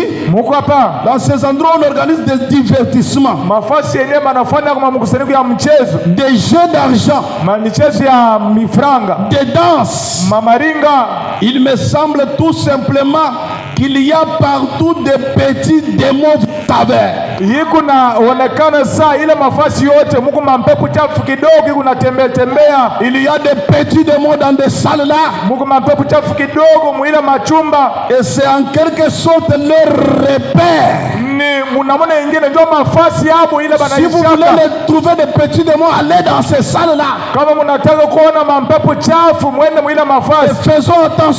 Na mukebe ange. Quand nous organisons des divertissements dans la salle de l'église, wakati tunafanya mamichezo ndani ya kanisa, nous en appelons aux petits démons de venir habiter. Ni kusema tunaita mampepo chafu kidogo ikuje na iishi muile fasi. C'est en quelque sorte leur repère. Ni muile namna nyingine ni mafasi hapo ile banaisha. Écoutez, msikie, ils y demeurent tout simplement. Beku naishi, beku nabakia pale kwa bwepesi. Ils sont chez eux. Beku kwa hapo. Écoutez, msikie. Et alors, na pale vous devez entrer, inapasha muingizane, prendre environ 5 soirées à prêcher pour les faire tous sortir. Kubeba majoni 5 unahubiri juu ya kubatosha kote nje. Pour sortir ces démons-là, Juu ya kutosha na mapepo chafu. 5 jours de prédication. Masiku 5 ya mahubiri na maombi. Mais si vous avez prêché un seul jour, Sasa kama unahubiri siku moja, ils ne sont pas partis. abaendi Et quand vous partez, wakati mutaenda boba narudia. demain vous venez encore. Kesho mnakuja. Ou après 3 jours, bon, nous avons prié dimanche, on va revenir mercredi, vous les trouvez, ils sont encore revenus, je ne sais pas combien. Ni kusema wakati tunaomba saa siku za leo, siku za Mungu, wakati tutarudia kazi 3, tutabakutanisha ba mingi banaenda kuitana. Vous devez prendre 5 soirées à prêcher pour les faire tous sortir. Inapasha mchukue majoni 5 kuhubiri juu ya kubatosha bote, avant que vous puissiez commencer le réunion. mbele ya mwe kwanza mkusanyiko ya maombi. D'abord 5 jours Kwanza mnachukua masiku 5 de prédication ya maombi, ya mahubiri. pour chasser des petits démons Mnafukuza ile mapepo chafu kidogo avant de commencer votre adoration là. kabla ya kwanza mkusanyiko yenu. Prêchez aujourd'hui, Unahubiri leo, prêchez encore demain, unahubiri kesho, prêchez encore demain, unahubiri kesho le yake, jour suivant, unahubiri kesho le yake, 5e jour. siku za 5 Vous êtes sûr qu'ils sont partis. unamaliza hivi, ndio unakuwa nahakikisha kwamba hapa banaenda. Maintenant, commençons nos réunions. Hapa tuanza mkusanyiko yetu sasa. Vous sentez ce que c'est? Il dit, Anasema mais dans les bâtiments de l'église, lakini ndani ya chumbe za kanisa, dans les sanctuaires, ndani ya fasi takatifu, je crois que les anges de Dieu campent tout autour. naamini ya kwamba malaika wa Mungu wanaweka mahema yao kumakando Est-ce kando. que vous croyez que les anges sont ici ce Naamini matin? ya kwamba malaika wako hapa asubuhi ya Ils leo, campent tout autour. wanaweka mahema yao Parce pembeni que hapa, les saints s'y rassemblent. juu watakatifu wanakusanyika. Pour Dieu, Juu ya Mungu c'est un endroit distingué. Le bâtiment de l'église, fasi ya tofauti, un endroit mis à part. ni fasi yenye kutiliwa pafasi yayo. Il dit, Anasema où Dieu vient rencontrer son peuple. pale penye Mungu anakuja na anabumbana na taifa yake. Est-ce que vous croyez ça? Unaaminia hii? Il m'a toujours semblé très agréable d'être dans une église. Inanifurahishaka kila mara juu ya kuja ndani ya kanisa. J'aime mieux cela. Napenda kabisa ile. Vous pouvez donc être, on s'y sent à la maison. Utaweza kwa mule unarishika saa munyumba. Quand on est à l'église, on se sent à la maison. Wakati huku mkanisa unarishika saa kumunyumba. Chez nous, Kwetu, chez notre Père, kwa baba yetu, dans la famille, ndani ya jamaa. quand vous êtes dans un bâtiment, Wakati huku ndani ya hii là hekalu, où les saints se rassemblent, pale penye watakatifu wanakusanyika. pas les gens qui boivent l'alcool, Haiko watu wenyewe wanakunywa pombe, ils viennent à l'église, wanakuja mkanisa, ivres de vin, uache kulefika vinyo, ils commencent le spectacle. wanaanza mamuchezo chezo. Frère Branham dit, Ndugu Branham qu'est-ce qu'il dit? anasema nini? Si tu dis seulement qu'est-ce qu'il dit, Kama unasema tu kwa bwepesi, parce que anasema tu as nini? mal fait. Unafanya mubaya. Mais tous ces spectacles, Hapana, mchezo sasa unapikana mangumi ça, ile sous l'effet de l'ivresse, chini ya matokeo ya ulevi. il a bu le vin, il est ivre. Anakunya vinyo kwake, acha kulewa. Tout ce que Branham a dit contre le vin, Ile la Bible, yote ile Branham alisema, Biblia inasema kupinganisha vinyo, il laisse tomber. yeye anaiweka pembeni. Il croit à la prédication d'un homme Anaaminia mahubiri parce qu'il est ya influent. chilimiana. Il commence Vile à yako na boire mvuto, chilimiana. yeye anaanza kunya chilimiana. Voyez un peu seulement l'esprit chilimiana. Munaona tu ile mpepo ile chilimiana. Ah papa, Papa, mintukaya. vous trouvez ça de la sincérité? Unaona eske ile ni kintu ya kweli? Et les hommes, les jeunes gens Na wa vijana ont changé de langage wanabadilisha kusema kwao pour s'adapter à ce langage-là. juu ya kuambatana na kusema kwa ule mtu chilimiana. Ndeke le bintu watu. Pour parler le langage du message, vous n'en avez pas. Juu ya kusema ako vile ujumbe inasema amsemake vile, lakini tu kumfuatilisha yeye Vous mnamfuatilisha. héritez des choses qui ne sont pas de Dieu Ni vitu très bimoja facilement. abile bya Mungu ndio bila Mungu nafuatilisha kwa bwepesi. Oh mon Dieu, Oh Mungu wangu. on s'y sent à la maison, comme à la maison. Tunalishikia sasa tuko kunyumba. Vous savez, Mnajua c'est là que nous communions ensemble ndio pale penye tunashiriki pamoja et que nous avons des choses en commun. na tuko na vitu bimoja vya kusikia. kusikilizana. Nous venons à l'église, Tunakuja kukanisa, consacrons nos enfants. tunatolea watoto yetu Comme notre sœur a consacré son bébé. vile dada yetu anatolea mtoto wake hapa. Parce que nous sommes sûrs que Dieu est là. Ndio tukunahakikisha kama Mungu yeko. Consacrons nos mariages. Tutolea mandoa Nous yetu. envoyons nos enfants à l'école de dimanche. Tunatuma watoto wetu kwa masomo ya Ce sont juma. des responsabilités chrétiennes.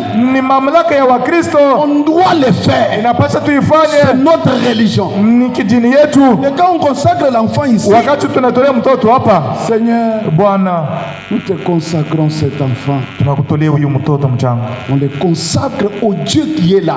tukunamtolea kwa Mungu mwenye kwa hapa. On termine, Tunamaliza, on sort. tunatoka, Quelqu'un vient avec la sorcellerie. Mtu anakuwa La na- sorcellerie entre na ulozi inaingizana ndani ya mtoto, dans un enfant ndani ya mtoto que mwenyewe nous avons consacré à notre Dieu. ule tulitolea kwa Mungu wetu. Non, Hapana, c'est que ni kusema Dieu n'était pas là. Mungu sipo. C'est ça la vérité, non? Ndio C'est kweli. que Dieu n'était pas Ni kusema là. wakati tulitolea ule mtoto Mungu asikukuja hapo. Enlevons d'abord le domaine de la prédestination. C'est que tant qu'on a fait ça, Mwacha kuanja mambo ya matayarisho. nous Wakati tunafanya hii, nous avons dédié l'enfant à une divinité. tunatolea ule mtoto kwa Mungu. Et cette divinité doit gérer la vie de l'enfant. Mais elle n'a Parce pas que ce que Mungu- nous le lui avons consacré. Inapaswa ule Mungu kuchunguza maisha ya mtoto. Ndio Et tunamtolea comme ule cette mtoto. divinité-là Ule Mungu devient incapable de gérer l'enfant, bunakuwa buna na maeneo ya on kuchunguza vient mtoto. introduire une autre divinité Banakuja na banengiza Mungu dans mwingine le corps d'un enfant ndani ya mwili ya mtoto. consacré à une divinité. Ule tulitolea kwa Mungu mwingine. Jamais. Hapana, Soit Dieu n'était pas là. wala Mungu sipo. Nous avons fait des choses par formalisme. Tulifanya vitu juu ya kuonesha batu ya C'est kwamba ça le tunafanya. problème avec nos histoires ici. Ndio pale peku mambo na hii mabitu yetu hii. Nos histoires ici. Hii mabitu yetu hii. Nos histoires ici. Mabitu yetu hii. Ayez un œil spirituel. Mko na licho ya kiroho Quand vous choisissez une église, wakati kunachagua kanisa. un œil spirituel. Mko na licho ya kiroho, Priez beaucoup. kuomba Et sana soyez sincères dans votre prière quand vous voulez faire le choix. na mko na uweke mu maombi yenu wakati mnataka kufanya uchaguzi. C'est ça. Ni ile C'est ça. ndio ile. Nous consacrons nos enfants. Nous consacrons nos vies. Vous savez, peut-être c'est parce que votre niveau de spiritualité, Mnajua ni juu ile kiwango yako ya kiroho c'est juste une feuille de figuier. iko paka za liani ya mzetuni. Si tu connaissais la réalité, Kama ulijua ukweli, tu pouvais avoir un jour ulipaswa kuwa na siku moja où tu viens dans dans les sanctuaires, ile siku yenyewe unakuja mwii fasi takatifu, pas pour demander l'argent et les choses, Seigneur, tu vois, mais un jour où tu viens pour te consacrer à Dieu. haiko juu ya kuomba franga, kuomba hivi na hivi, hapana. Lakini siku moja unakuja hapo ya kujitolea kwa Mungu. Je veux t'appartenir. Bwana, nataka nikuje mutawalo yako, Je veux t'appartenir. nataka nikuje mtu yako. Regardez les petits enfants là. Mwangalie watoto kidogo, Quand il connaît sa maman, wakati anajua mama yake, qu'il connaît son papa, anajua baba yake, même si qu'il a pris, hata nani anamubeba, dès que ses yeux voient son papa ou sa maman, wakati macho yake namwona baba yake wala mama il yake, allonge les bras vers celui-là. ananyorosha mikono yake Parce yote qu'il juu aende kwa wale connaît que- baba yake au mama yake. Parce qu'il connaît que Dieu anajua ya kwamba j'appartiens à ces deux-là. nikuwa haba batu bawili, J'appartiens à ces deux-là. niku muntu haba batu bawili. Vous vous consacrez quand même, vous-même, votre vie, là, votre âme. Wewe peke nafsi yako, maisha yako nalitolea. Je suis appelé, Seigneur, Naitwa Bwana à être séparé d'avec le monde. nipate kuachana na dunia, Et une personne séparée, na mtu mwenye kuachana, mise à part, mwenye kutiliwa nafasi yake, on l'appelle un Naziréen. banamuita ni munazi. C'est-à-dire, Kusema comme était Samson, vile Samsoni, une personne sanctifiée, mtu mwenye kutakasiwa, mise à part mwenye kutiliwa nafasi pour un yake objectif, pour un but. juu juu ya kifukuzio fulani. Je suis là. Niko hapa. Seigneur, prends-moi totalement sous ton contrôle. Bwana, unichukue mimi wote chini ya uchunguzi yako. Gère mes émotions. Chunguza, ongoza mambo yangu. Gère mes pensées. Chunguza na ongoza mawazo yangu. Seigneur, prends le contrôle de ma vie. Chukua uchunguzi ya maisha yangu. Je vais t'appartenir. Nataka nikuwa wako. Je vais être à toi. Nataka nikuwa kwako wewe. Consacrez vos enfants comme ça. Mtolee watoto yenu vile. Priez pour ces enfants-là. Omba juu ya wale watoto. Seigneur, je te consacre mes enfants. Bwana, nakutolea watoto yangu. Tu prends quand même un jour toi là. Unachukua siku moja wewe pale. Une maman. Baba wale mama. Tu viens avec tes enfants dans les sanctuaires. Unakuja na watoto yako fasi takatifu. Tu te consacres dans les sanctuaires. Unatolea hapa ndani ya fasi takatifu. Mon Dieu, Mungu wangu, j'ai cru en toi. naaminia ndani yako. Josué a dit, Joshua anasema, moi et ma maison, mimi na nyumba yangu nous servirons l'Éternel. tutamtumikia wa Je milele. viens te consacrer mes enfants. Nataka nikutolee watoto Seigneur, yangu. gère les âmes de mes enfants. Bwana, ongoza, chunguza manafsi ya watoto yangu. Unabaombea, Vous les posez sur l'autel de Dieu. unabatilia pa madhabahu za Mungu. Dieu vous entendra. Mungu atakusikia. Vous allez diminuer la puissance de contrôle du monde maléfique sur vos vies et sur les enfants. Utashusha kabisa uwezo ya uchunguzi ya dunia ya giza pa watoto yako. Tu es concentré chaque jour moto. We kila siku huku paka mawazo yote paka kupikipiki boda boda. Adorer pour toi. Ndio kuabudu yako wewe. Il n'y a que ce culte que nous faisons. Ni paka ibada tuko nafanya hapa. Oh là là. Amina. Oh là, c'est ça la religion pour toi. Ndio kidini juu yako. Quand c'est le dimanche, on va aller. Kama ni siku za Mungu tutaenda. Bon, aujourd'hui ici, leo hii je n'ai même pas eu assez d'argent. Sikupata hata franga yenyewe. Je vais aller même vendredi. Hey. Taenda hata kazi tano. Hey. Oh. Mais lakini la véritable religion, kidini ya kweli, Branham anasema, c'est la religion du cœur. Ni kidini ya moyo. Le voile intérieur. Mpashile ya ndani. Cette religion-là, ile kidini, quand l'heure de l'adoration arrive, wakati ni saa ya kuabudu inafika, elle est cette cloche spirituelle, ni ile ngelengele ya kiroho qui retentit dans votre âme. Inalia ndani ya nafsi yako. Vous n'avez pas la paix.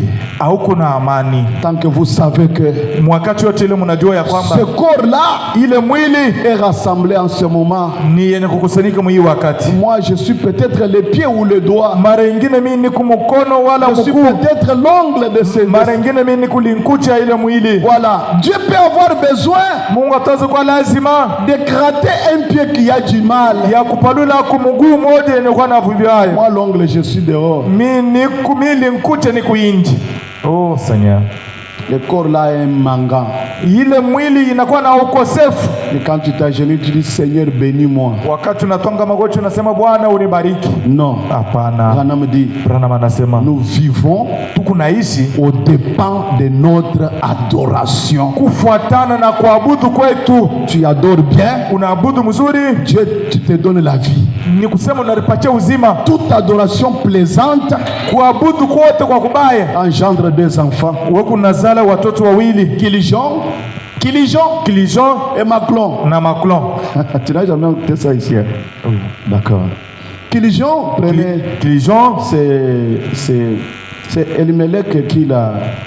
Et Naomi, voilà. Ni Elimelech na Naomi. Naomi qui signifie, Elimelech qui signifie adoration. Elimelech anamaanisha kuabudu. Et Naomi qui signifie plaisante. Naomi anamaanisha mchezo. Les deux là s'étaient mariés. Wale wawili wanaoana. Ils ont formé une famille. Wanatunga jamaa qu'on appelait adoration plaisante. Ile baliita ya kwamba kuabudu kwa mchezo. Oh là là. Amina. Ils ont eu deux enfants. Wakapata watoto wawili. Le premier Kilijon. Wa kwanza Kilijon qui signifiait ula anamaanisha maladie, magonjwa, tristesse, huzuni. Et l'autre na mwingine Maclon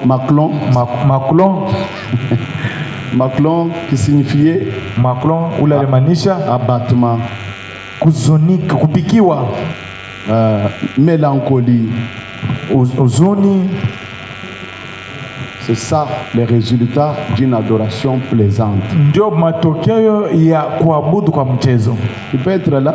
Utaweza kuja hapa, Dieu te dit. Mungu anakuambia, Souviens-toi d'avoir un jour pour te consacrer à moi dans les temples. Kumbuka uanze kufanya siku moja jua unanitolee kwangu ndani ya maskani. Tu es heureux. Lakini uko heri. Dieu te connaît. Mungu anakujua. Il te parle même. Anakusemezea hata kukusemezea. Mais toi, lakini wewe pour prendre seulement ce jour-là, jua kubeba tu ile siku moja, un problème. Inakuwa tatizo.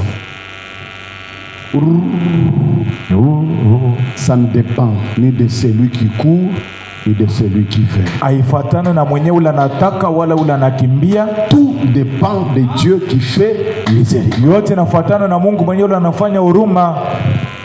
Les gens sont montés, les autres sont descendus. Watu wanapanda wanashuka, et ils sont morts sans même acheter une parcelle. Wanakufa bila kununua hata pango.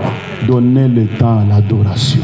Mulete muda kumwabudu. Toutes ces choses sont des futilités. Hivi vitu vyote ni vitu ya bure. Dieu a besoin d'une religion du cœur. Mungu kulazima na kuabudu ama kidini ya moyo. Le christianisme, Ukristo, la nouvelle vie. Uzima ya mupya. Quand il promet le christianisme, wakati analaka Ukristo, Jésus dit, Yesu anasema, Frère Branham évoque Joël 2:28. Ndugu Branham anaita Joël 2:28. Je te donnerai un cœur de chair. Takupatia moyo ya mwili. Je mettrai un esprit nouveau dans ce cœur de chair. Taweka roho mpya muile moyo ya mwili. Dans cet esprit nouveau, na ile muile roho ya mpya, je mettrai mon esprit. Taweka roho yangu. Dites amen. Mnasema amina. À aimer Dieu. Upende Mungu. Venez à l'église. Mukuje kukanisa. Ce bâtiment, hii hekalu, Dieu est là. Mungu eko. Parce que nous ne l'avons pas associé avec quelque chose d'autre. Atukuunganisha hiki kitu na kitu kingine. Si vous ne pouvez pas croire ce que je dis, kama uwezi kuamini ile mimi nasema, priez le Seigneur, il va vous conduire. Uombe Bwana atakuongoza. Alléluia. Amina. Alléluia. Amina. Entrons dans le sanctuaire. Il y a des choses que je lirai même mercredi. Parce que pour garder ce temple comme un sanctuaire, nous devons respecter les conditions de la religion de Dieu.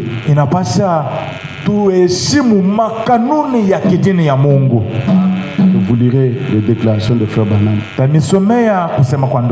On peut avoir un temple comme ça qui ne peut pas être une bénédiction pour nous, mais c'est une malédiction. David chantait, il disait, les jours de la guerre, Dieu me protégera dans son tabernacle. Est-ce que vous êtes ici? Est-ce que vous êtes ici? Nous devons faire par tous les moyens pour que ce temple, cette maison soit une bénédiction pour nous. Il y en a d'autres qui sont une malédiction pour les croyants qui vivent là-dedans.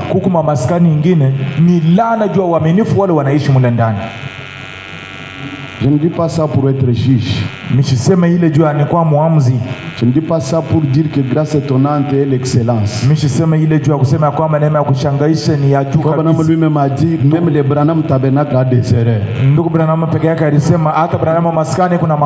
Si je dis ces choses, c'est pour vous tenir à la main, pour vous dire, levez-vous, faisons un pas, avançons. Il y a une dimension où Dieu veut que nous puissions arriver. Tu commences à t'absenter à l'église sans raison. ta religion est devenue formaliste. Kidini yako inakuwa ya kumacho. Tu viens, tu n'adores pas comme il faut. Unakuja na auabudu vile inastahili. Tu adores dans la tête. Unaabudu mkichwa tu. Pas même la tête aux lèvres. Haiko hata mkichwa kumidomo. Jésus-Christ est mon sauveur, je ne manquerai de rien. Adumishikweni. Paka kumidomo tu. Midomo ndio iko nasema. Ça, ile du formalisme. Ile ni bitu kumacho. Vous tapez les mains unapiga mikono pendant que tu attends que quand tu sors, wakati kunaangalia kwa wakati utatoka hapa, tu vas te venger sur ta femme qui a fait quelque chose le soir ou le matin avant que vous veniez à l'église. Utaenda kulilipiza kwa mke wako ule alikufanyia kitu kibaya asubuhi mbele ya kabla ya kuja kanisa wala jioni. Formalisme. Ile ni bitu ya kumacho. Ne dérangez pas notre adoration. Usiharibishe, usifurushe kuabudu kwetu. Vous qui présidez notre culte, mwe benye mko nasimamia ibada yetu. Ne dérangez pas notre adoration. Musiharibishe kuabudu kwetu. Vous qui chantez pour nous, mwe mbale mko naimba juu yetu. Ne dérangez pas notre adoration. Musiharibishe kuabudu kwetu. Tous les prédicateurs, mwe wahubiri, ne montez pas ici pour déranger notre adoration. Musipande huku juu kuharibisha kuabudu kwetu. Vous montez au lieu de nous prêcher. Unapanda kujua wewe kutuhubiri. Unaanja ceux qui disent que wala wanasema ya kwamba c'est quoi ça? Ni nini hii? Prêchez-nous ce que tu as médité quand tu étais concentré, ce que le Seigneur t'a communiqué là. Prêchez-nous cela. Utuhubiri ile Bwana anakuambia wakati ulikuwa kunafikiri, wakati ulikuwa kunaomba, utuhubiri ile. Prêchez-nous cela. Utuhubiri ile. Venez pas avec des critiques derrière cet hôtel. Atutake ukuje na mashima. Nous voulons conserver cet hôtel pour la gloire de Dieu. Tunataka kuchunga madhabahu juu ya Mungu. L'église. Wakati utapanda huko bariki kanisa. Kangamisha manafsi. Amina. J'ai même fait une déclaration ce jour-là. Ile siku nilifanya kutangaza kumoja. Ce ministre ici nous tourmente beaucoup. Hapa benye bahubiri hapa be kuna tufurusha kabisa. Laissez-moi. Munyache bintu be kuna tokota. D'accord. Branham dit, Branham anasema cherchez d'abord le Saint-Esprit. Mtafute kwanza Roho Mtakatifu. Qu'il mette ce don-là en mouvement. Aweka ile zawadi yako mkazi. Si tu l'as, kama huko nayo, tu dois être sûr que tu tiens un appel venant de lui. Inapaswa kuwa na hakikisho ya kwamba ni kuna mwito ya kutokea kwa Mungu. Et quand tu as cet appel, na wakati kuna ile mwito, tu dois être sûr encore d'une chose. Inapaswa kuwa na hakikisho ya kitu kimoja, que ce que tu fais, ya kwamba ile unafanya vient de Dieu. Inatokea kwa Mungu. Tu dois être sûr. Inapaswa kuwa na hakikisho. C'est maintenant le temps pour cela. Ya kwamba hapa ni muda ya kufanya ile. J'ai proclamé des réunions d'encadrement avec nos ministres. Nous allons commencer. Tutaanza mamkusanyiko ya kwanza kuzobelesha kwa wahuduma wetu. Si vous ne l'avez pas, si ce n'est pas le temps, si attendez. Kama huko nayo, kama muda yafika, ongojea. Quand vous venez ici, wakati tutapanda huko, j'ai dit d'abord aux sorciers, moi ça massage. Niliambia kwanza walozi, mumupike kwa mikuki. Mno tununga sawa. Vile mnanipika kama mikuki. Moi ça hen. Mumupike kunayo. Kanshi tumone ni mbamutu bamubikilanyi eshi mujibike. Tuone ya kwamba kweli kweli bana mutuma, bana muita wale yanarita yepeke. Tukisha kwa yumva. Tulizana hapana. Tutangile nulwendu la vie simplement. Tukingatu unaangalia il y a beaucoup de choses à redire. Maisha yako ukingana na vitu vya mingi vya. Vous trouvez un prédicateur qui n'a pas la force de la prière. Mhubiri mwenyewe asina na nguvu ya maombi. Pas la force de la prière. Nguvu ya maombi. Il n'a pas le temps pour lire. Asina na wakati ya kusoma. Ni la Bible, il n'a même pas la Bible à la maison. Peke yake kwake kunyuma sina na Biblia. Mvo bintu bisaba. Nasikia bintu biko na tokota. Kulukuto enzo comme quelqu'un d'autre avait fait. Ushwa utufanya sama mtu mwingine vile alitufanya sans la chaleur. Nasikia kifukutu. Il a pris des brochures, il a mis sur la table. Anakachukua mabrochure akaweka pa meza. Il a pris des notes qu'il avait écoutées, il a mis là. Akachukua vyote vile alisikia akaweka pale. Là la chaleur montait davantage. Pale kifukutu kilikuwa kinapanda.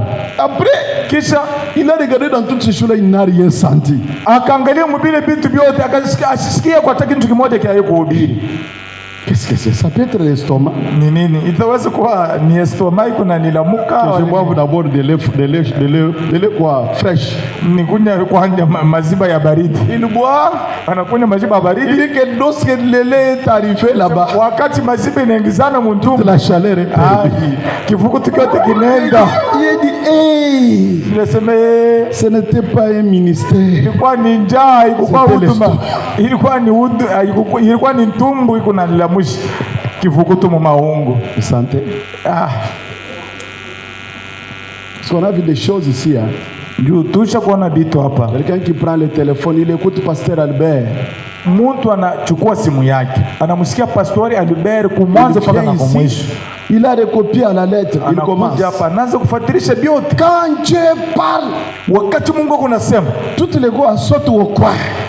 Vyote vinaruka mkona. Maintenant il commence à, il voulait que nous puissions faire ce que les gens avaient fait quand Pasteur Albert avait prêché ça. Yes, sasa anataka bantu mumabiti banza kufanya ile bantu baranza kufanya wakati Pastori Albert alikuwa anahubiri. Quand lui prêchait là, wakati alikuwa anahubiri, c'était l'onction de l'inspiration. Ilikuwa ni upako ya mvuto. Toi tu fais l'imitation, vile wewe unafanya kufuatilisha, ça n'a pas de vertu en soi. Haina na nguvu ndani yayo. Est-ce qu'on est là? Tuko hapa. Consacrez-vous.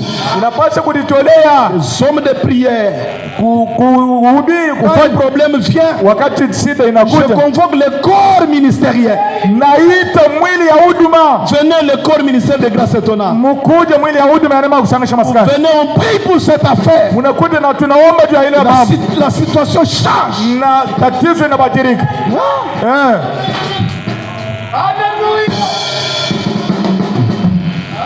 Quelqu'un d'autre était ici. Mwingine alikuja hapa. Il a prêché, après il est parti. Anahubiri kisha nenda. Comment ça dit? Anaanza kusema. Grâce étonnante kama tunateshema kutansongo to. Munema ya kuchangisha maskani batupa chake franga yenyewe akabaye. Yego kunga yego badi bampesha ku 100,000 hangi. Unaenda huku kama nahubiri bana nipatia 100,000. Santé. Unasikia? Madame dit vérifiez vos motifs. Inapasha mchunguze mzuri mashaba yenu mabifukuzio yenu. Vous faites ça parce que vous manquez à faire dans la vie. Uko nafanya kazi ya kuhubiri juu ya unakosa ya kufanya mu maisha. C'est devenu un gagne-pain pour vous. Inakuwa namuna yako ya kupata mkate. Il y a beaucoup de raisons. D'abord, personnellement, j'ai prélevé 18 raisons pour découvrir son ministère. 18. Kwanza nilipata mashaba 18 juu ya kazi yake ya huduma. Alléluia. Amina. Alléluia. Amina. Devenons cette église-là. Tukujeni ile kanisa. Ecclesia. Le corps de Christ. Mwili wa Kristo. Cherchons Dieu. Tumtafuteni Mungu. Et gardons ce sanctuaire propre. Tuchunge maskani yetu hii fasi takatifu nzuri. Protégez vos foyers. Mulinde majamaa yenu. Le diable n'aime pas vous voir en foyer. Ibilisi ashitaka kuniona vile mko majamaa yenu. Il va faire des choses pour vous séparer. Atafanya vitu vya kuniachanisha. Priez pour vos enfants. Muombe juu ya watoto yenu. Aimez vos femmes. Mupende wanawake wenu. Aimez vos maris. Mupende wanaume wenu. Faites comme des chrétiens. Muishi sawa Kristo. Nous appartenons à Ecclesia. Shebote tukubaki ya Ecclesia. Un royaume. Ufalme moja. L'empire messianique. Utawala ya kimesia. Là où le Messie règne et gouverne. Pale penyewe Mesia eko na tawala. Là où son esprit s'imprègne de tous les sujets de son domaine. Pale penyewe roho yake inatawala inajua vyote vinapatikana mu makazi yake. Parce que chaque nation est dirigée par un esprit. Juu kila taifa yote ni yenye kuongoziwa kwa roho moja. L'église comme le royaume des cieux. Kanisa sawa ufalme ya mbingu. L'église comme l'empire messianique. Kanisa sawa utawala ya kimesia. Il y a un esprit qui dirige. Kuko roho moja ile kunaongoza. Cet esprit-là, ile roho, c'est le Saint-Esprit. Ni Roho Mtakatifu. Nous allons jusqu'à l'imposition des mains. Tutaenda paka hivi paka na wakati tutashika watu mikono juu ya Roho Mtakatifu. Reçoivent le Saint-Esprit. Juu watu bapokea Roho Mtakatifu. Mettez vraiment votre cœur à cet enseignement. Muweka mamoyo yenu kabisa kwa mafundisho. Dieu nous en révélera beaucoup. Mungu atatufunulia vitu mingi. Vous verrez que Dieu va nous bénir. Mtaona ya kwamba Mungu atatubariki. Que ce matin le Seigneur vous bénisse. Asubuhi ya leo Bwana amibariki. S'il y a quelqu'un qui est venu malade, kama kuku mtu mwenye kuja hapa mgonjwa, s'il y a quelqu'un qui est venu malade, kama kuku mtu mwenye kuja hapa mgonjwa, quelqu'un qui a un problème, mtu ile kuna tatizo, soyez d'abord sûr mkwa na hakikisho kwanza que Dieu existe, ya kwamba Mungu eko et qu'il est le rémunérateur de ceux qui le cherchent. Na ule ni Mungu ananipaka wale wote wanamtafuta. Il doit être là. Inapasha kuja hapo. Il accompagne sa parole. Eko nasindikiza neno lake. Si elle est prêchée dans la fidélité, kama ni yenye kuhubiriwa muaminifu, Dieu doit la soutenir. Mungu ataishika. Le Seigneur vous bénisse. Bwana amibariki. Nous allons prier. Utaomba.